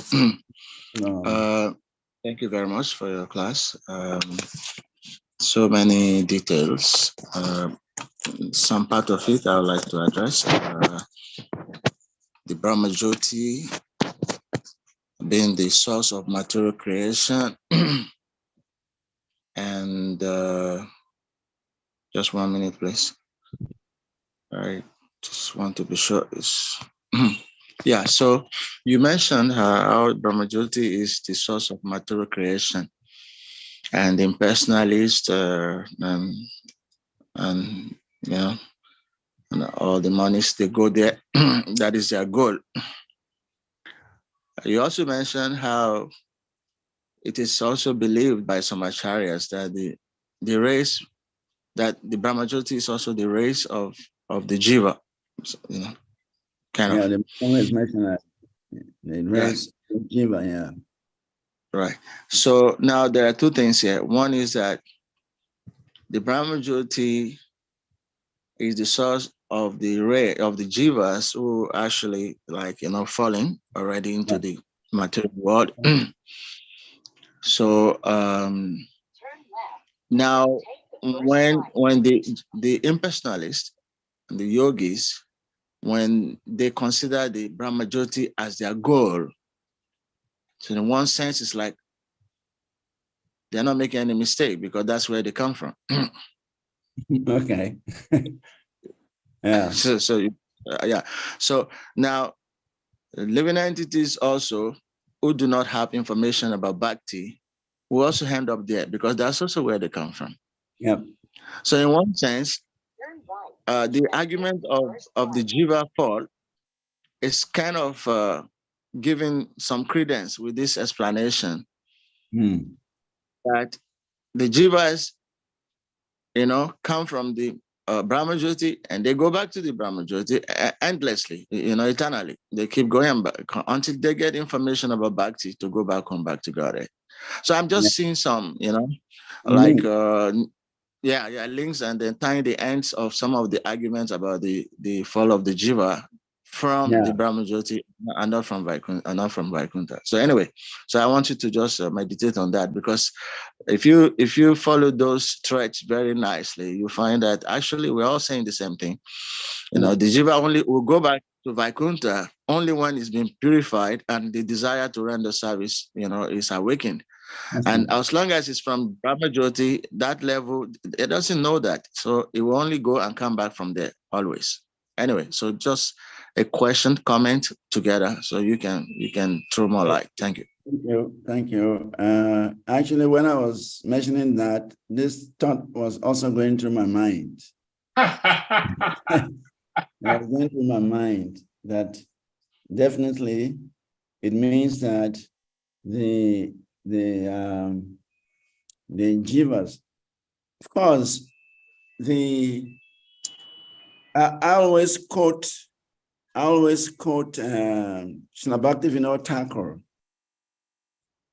Srila Bhakti Vinod Thakur, a very exalted personality, he is of the opinion that the Nitya Badas, they are confined. They are confined within a certain location. And when they get out, I think he mentioned that they are confined within the womb of Mahavishnu. So, right.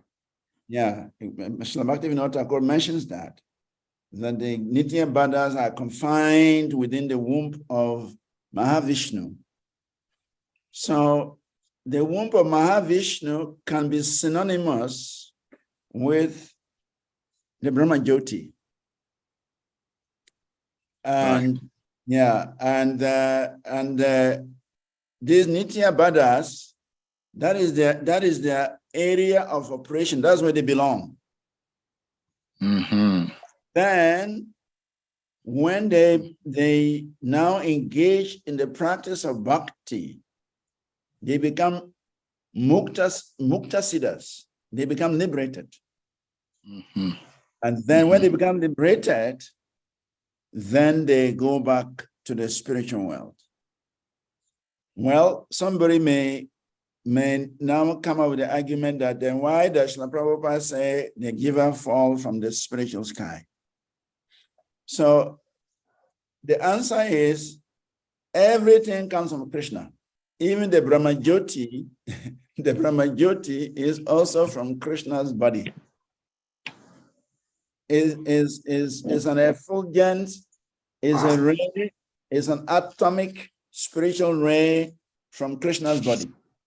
So therefore, it means that they are also coming from that spiritual cause, that spiritual origin, but it looks like they are not directly put into this devotional environment where they engage in bhakti right away. They are put into the Brahmajyoti. And then in the Brahmajyoti, they have to go through the different states of situations until they get this bhakti. And then they now go back. And that's why Krishna is saying, anyone who goes there never returns. Yad gatva nivartante. Anyone who goes there never comes back. Once you enter into that bhakti atmosphere, you don't come back. So from the perspective of Srila Bhaktivinoda Thakur, we can glean this understanding that, just as we are saying, the living entities, they belong to the Brahma Jyoti, which can be described as the belly of Mahavishnu, and then they just keep rotating until they meet a devotee, and then they are introduced to the process of bhakti, and then they attain their perfection, and then they return to Goloka Vrindavan or Vaikuntha or any of the planets of the Lord. And once they return, they never ever come back to this material world. Well, Hare Krishna, thank you so much, Prabhuji, for that explanation. I think that we definitely need to have a special time for this discussion. Yes, because what you just shared, what His Grace Shrimad Acharya said, they are all beautiful. But I think it requires a deeper delve. Okay. And it can only be done if we have a special forum for it, exactly. So with that being said, I wanted to share something Srila Prabhupada said in regards to Lord Jesus Christ. Oh, wonderful. Srimad Bhagavatam, Canto 4, Chapter 6, text number 47. Srila Prabhupada says, this is the translation. Persons who observe everything with differentiation, who are simply attached to fruitive activities, who are mean-minded, who are always pained to see the flourishing condition of others, and who thus give distress to them by uttering harsh and piercing words, have already been killed by Providence. Thus, there is no need for them to be killed again by an exalted personality like you. In the purport, Srila Prabhupada said, a Vaishnava is described as Paradukaduki, because although he is never distressed in any condition of life, he is distressed to see others in a distressed condition. So he goes on to say, quote this Lord Chaitanya's important prayer, Trinara Pisunichena Tarora Pisahishna, Manina Manade na Kritania Sadahari. And after the translation, Srila Prabhupada said, a Vaishnava should follow the examples of such Vaishnavas as Haridas Thakur, Nityananda Prabhu, and also Lord Jesus Christ. That's right. So yes, Srila Prabhupada is saying that Lord Jesus Christ is a Vaishnava.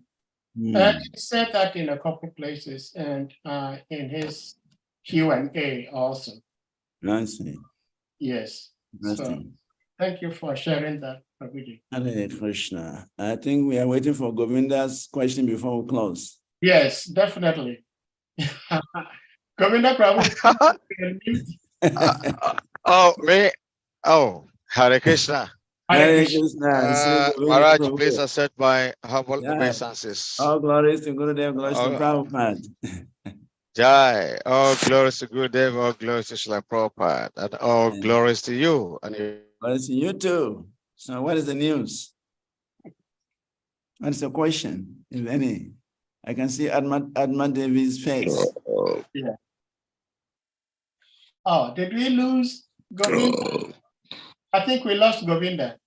The guy is moving. He's in a mobile. Yeah, he's always Yeah, up. behind the studio. Yeah, and he will come back soon. Yeah, well, yeah. Yeah. So But well, while we wait for him,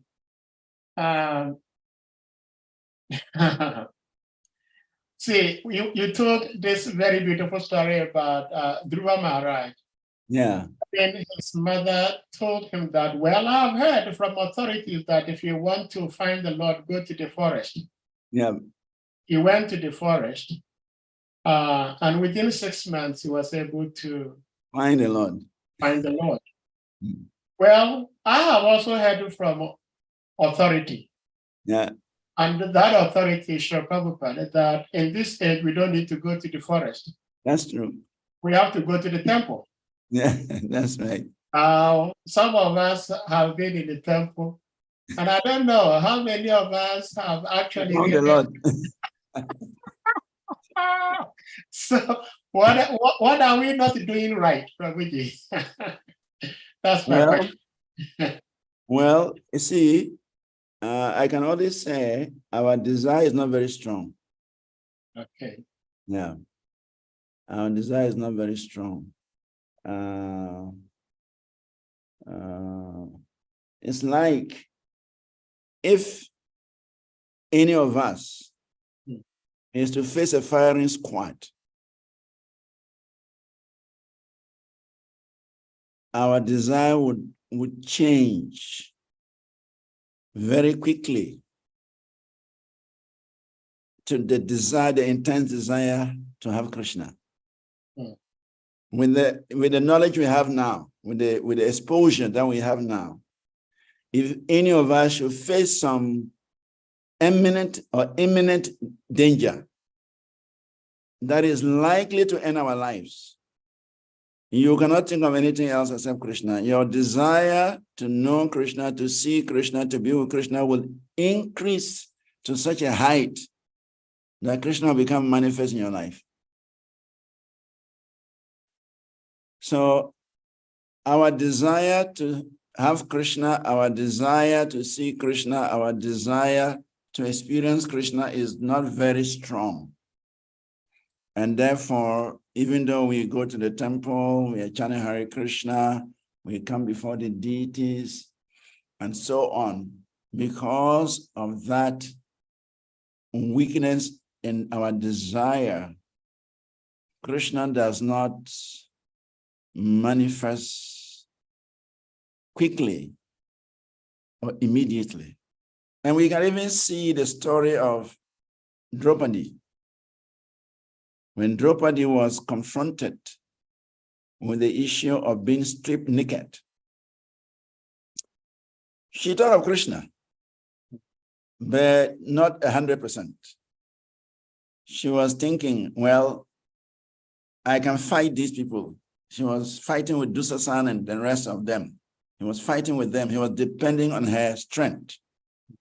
But when she realized that, no, I'm an ordinary woman. How can I fight these warriors, these powerful warriors? I cannot. So in fact, he said first he was depending on her husbands because the husbands were there. Yeah. So he was thinking that the husbands could protect her, they could save her. But when he saw that the husbands were helpless, because what is it? They have gambled away everything, even including herself. So they had no power. So when she noticed that the husbands could not do anything to help her, then she felt, okay, let me depend on my own strength.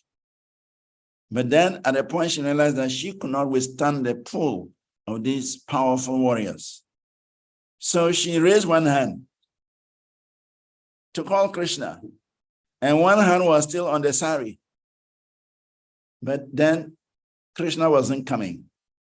Krishna wasn't responding. She saw that she was still to be defeated. Then she realized that, all right, let me just give everything to Krishna. Let me raise both hands. And then she raised both hands and chanted very loudly, "Hey Krishna, hey Govinda." And immediately, when she did that, then Krishna incarnated as Sari. And her problem was solved. These powerful kings, warriors, they were tired of removing a single sari from the body of Draupadi. They got fed up, they got tired, they gave it up, and they couldn't see her nakedness. So they from the beginning, her concentration wasn't there.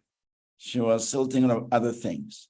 But when she realized that there was no other option except the Supreme Lord, and he raised both hands and he cried out to the core, from the core of his heart, then Krishna responded immediately.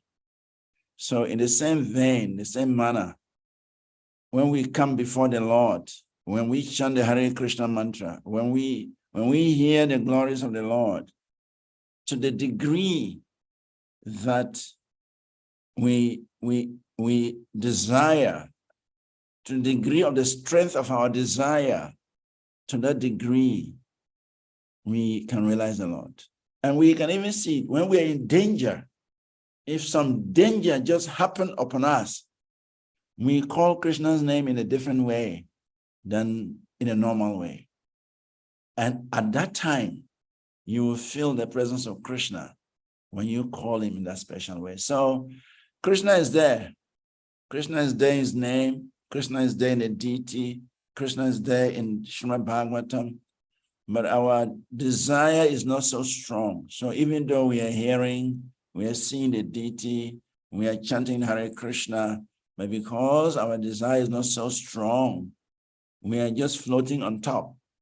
But if some dangerous situation happens, if some very critical situation happens, and we sense some death, now we're going to lose our lives, we would immediately concentrate, would immediately increase our desire to know the Lord, to see the Lord, to be with the Lord, and Krishna will reciprocate with us. So it is the circumstances that we find ourselves in that is also motivating us to become more focused or pinpointed in desiring to meet the Lord, in desiring to know the Lord. And that is why such exalted devotees like Kunti and other devotees, they actually pray for difficulties. Vipada Santu Saswat. Vipada Santu Saswat. Queen Kunti is praying for difficulties. Why? Because when there is difficulty, it compels them, Pandavas, to think of nothing but the Supreme Personality of Godhead. When they are confronted with difficulty, they can't think of anything else except Krishna. And in that difficult situation, Krishna becomes more manifest. Krishna becomes more present. So difficulties can be appreciated from this angle, that difficulties are actually stepping stones to God. If Dhruva were not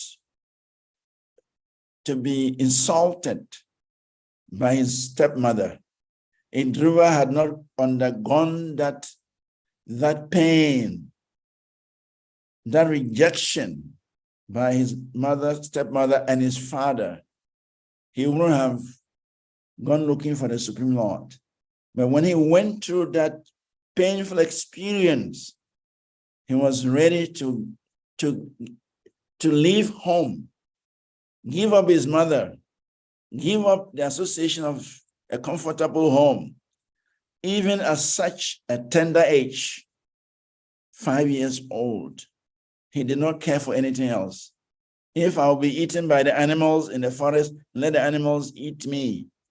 But he was focused. He was pinpointed. He was determined. And so within 6 months, the Lord could not hide himself from him. So concentration, focus, pinpointedness, all of these things are what we need to cultivate. Then we can experience Krishna in our lives when we chant the holy name, when we hear SRIMAD BHAGAVATAM, or when we go to the deity. In fact, I also remember in 1982, by then we're in Lagos, and we had some problems with one Mr. Imba. Mr. Imba was one of the trustees of the movement. When the movement came to Nigeria, they had to get some people who were favorable to sign the document as trustees to the movement for it to be registered. So we have one Mrs. Inochuri, the mother of Ashram Maharaj. And we have one, I think Anthony or something from Calabar. And then we have one Mr. Imba from Inewi or from somewhere in Anambra State. So they signed a document for the society to be registered. But somewhere in 1982, Imba wanted to take over the organization. He wanted to own the organization because he was a signatory to the registration. He was a trustee to the registration of the society. So Imba started causing problems in the temple. He got Upananda arrested. At that time, Brahmananda had traveled, and His Holiness Bhakti Tita Maharaj wasn't around. Upananda was our leader. He got Upananda arrested by the immigration. And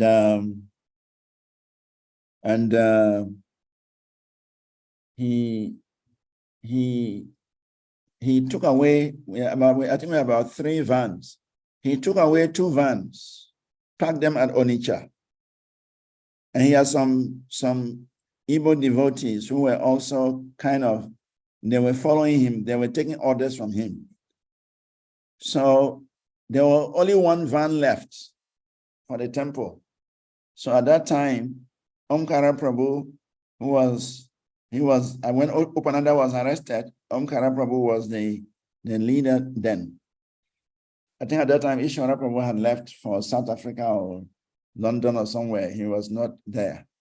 So Omkara Prabhu was our leader, and we only had 1 van.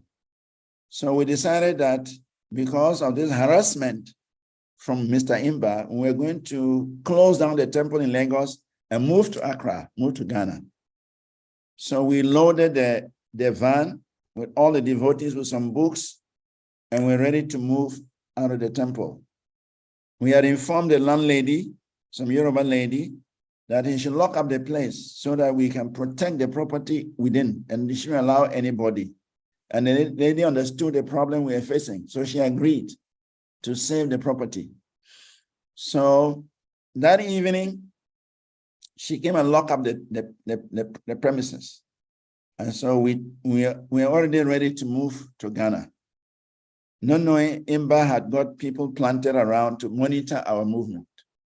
So as soon as we moved the vehicle out of the temple premises and the lady locked the property, he called police to arrest us. So we were taken to Ilukweju police station. And the accusation was that we are stealing the property of the trustees, the trustee of the movement, IMBA. So the van was arrested, and all the devotees in the van were also arrested. So what to do? So somehow or the other, we managed to call Mr. Patel. Mr. Patel was our biggest supporter at the time. And he was a big person in India, I mean, in Lagos. So we called him to inform him our situation. That in fact, we had informed him because of the problems in the temple, we're going to go to Ghana. And he said, okay. So when we were arrested and put in the police station, we called him. And then he came. When he heard that we were arrested and we're in the police, he came there. And he talked to the police, they talk and talk and talk. And finally, the police said they will release the devotees, but they will not release the van because they received instructions from Mr. Imba as a trustee of the society, and that we were stealing the bus and want to run away with it to Ghana. So they would never release that vehicle until Mr. Imba himself comes.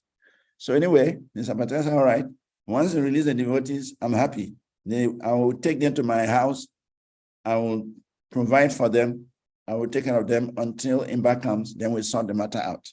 So he took us that night. We slept at Mr. Patel's boys' quarters, all of us. We slept there.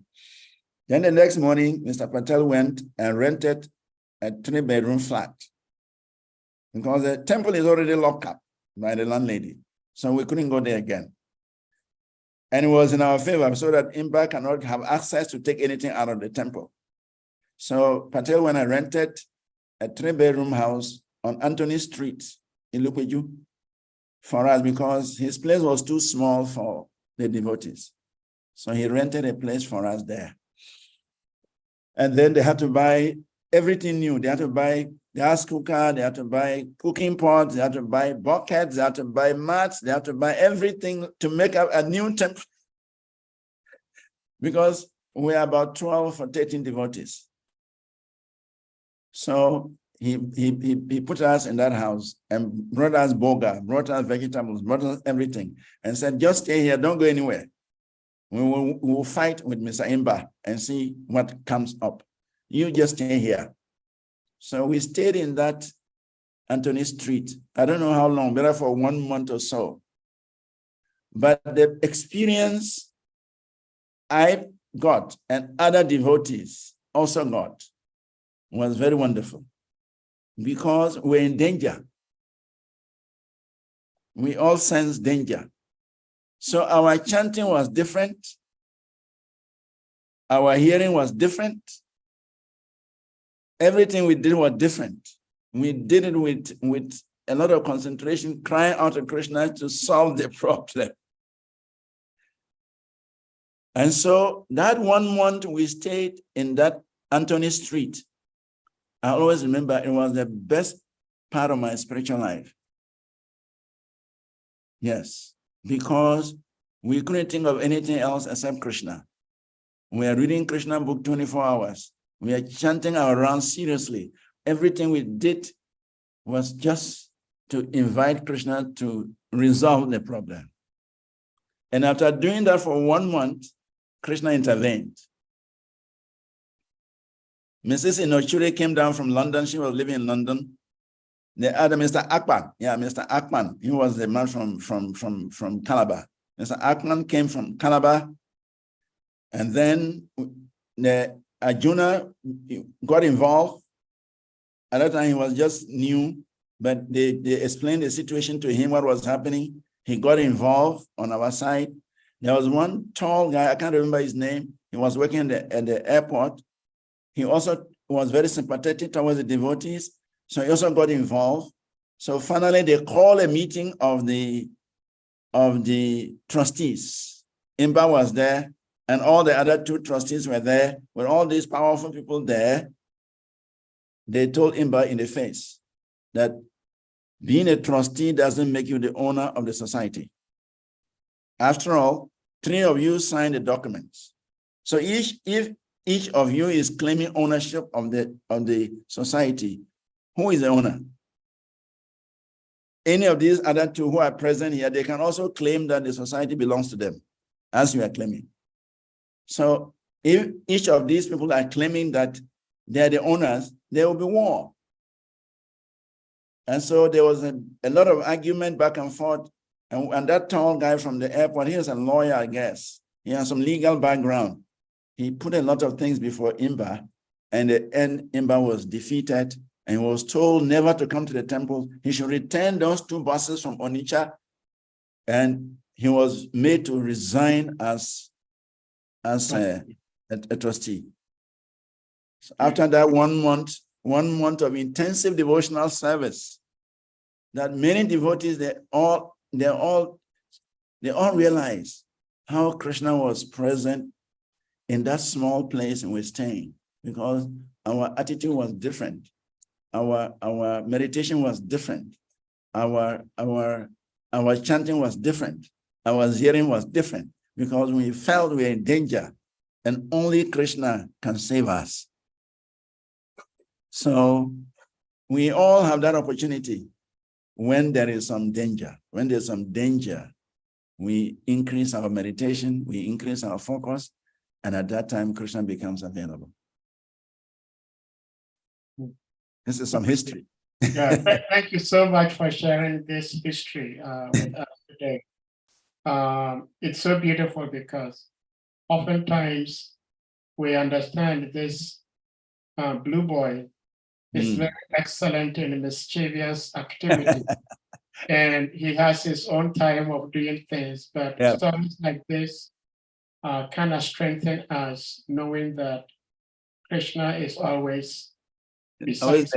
He's there. And he's always out there to help us out. Yes. It's been 2 hours, 30 minutes. Yeah, I think we have to close. Yeah, I don't know if Adi Chakra has just something to add to it. If it's a question, maybe you will have to suspend it, Prabhuji. Let him speak. He has already raised his hand. Yeah. So yes, okay. Go ahead, Prabhuji. Please unmute. Yeah, I was just listening to all this history. SRIVAS VANACARI was spelling out. Yeah. And there is only one thing that occurred to me that is going on through my head. That even citing the example of Draupadi and all that. Personally, I'm beginning to feel that even though you are emphasizing on attentiveness and being focused, but it also stems from something. Okay. It's like what I'm realizing is that the root cause is the fighting. Is the fighting. Okay. When Draupadi was having that fighting spirit, the fighting spirit did not give her the opportunity to throw both of her hands up. Okay, that's true. So Sahadev was asking that Dhruva Maharaj went to the forest and only in 5 months he realized Krishna. Yeah. Why have we been staying in the temple for all these years and we are not? When Dhruva Maharaj was in the forest, he was not fighting anybody. Okay. And because he was not fighting, because he was not fighting anybody, then the focus comes. Then the attentiveness comes. So once we are living in the temple, once we interact with each other, or when we are in our homes, because of the fighting spirit, we fight each other so much so that it throws us off guard. But what I'm realizing is anytime, like during the time of Guru Maharaj, anytime Shri Krishna Prabhupada is coming, and all of us, everybody is fired up. That's right. Is coming. All the fighting stops. Yeah, that's all true. the fighting stop. And I mean, like we become very unified. And because of that, automatically when Guru Maharaj appears, the atmosphere is changed and our devotion is on a different platform altogether. So what do you think, Prabhu? I'm thinking that it's the fighting that we fight among ourselves that is killing us. We fight too much.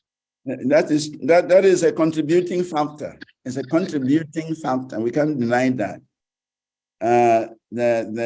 We put our energy in the wrong place. Mhm.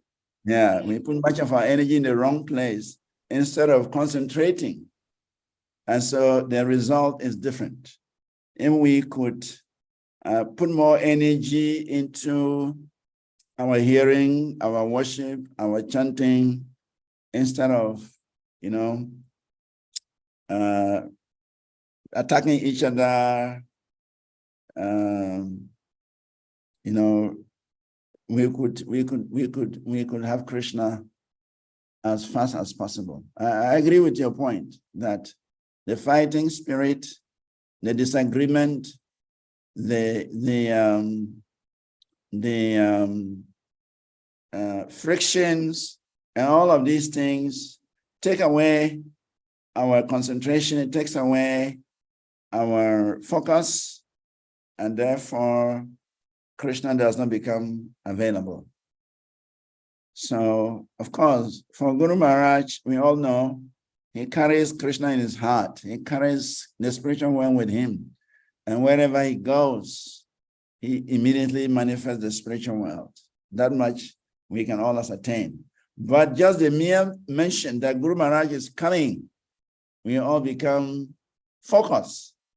And the fighting and the bigotry and all the negative things, we put it aside. And we're just thinking how we can please Guru Maharaj, how we can please Guru Maharaj. And because of that, it also adds to the beauty, adds to the sweetness, it adds to the ecstasy and bliss when he is present.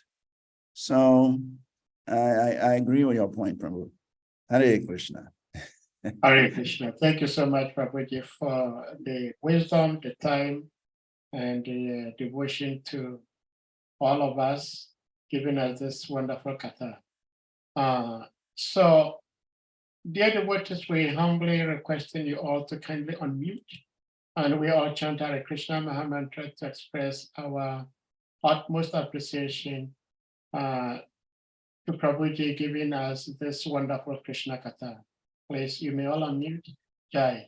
Hare Krishna, Hare Krishna, Krishna, Krishna, Hare Hare, Hare Rama, Hare Rama, Rama Rama Rama Hare Hare.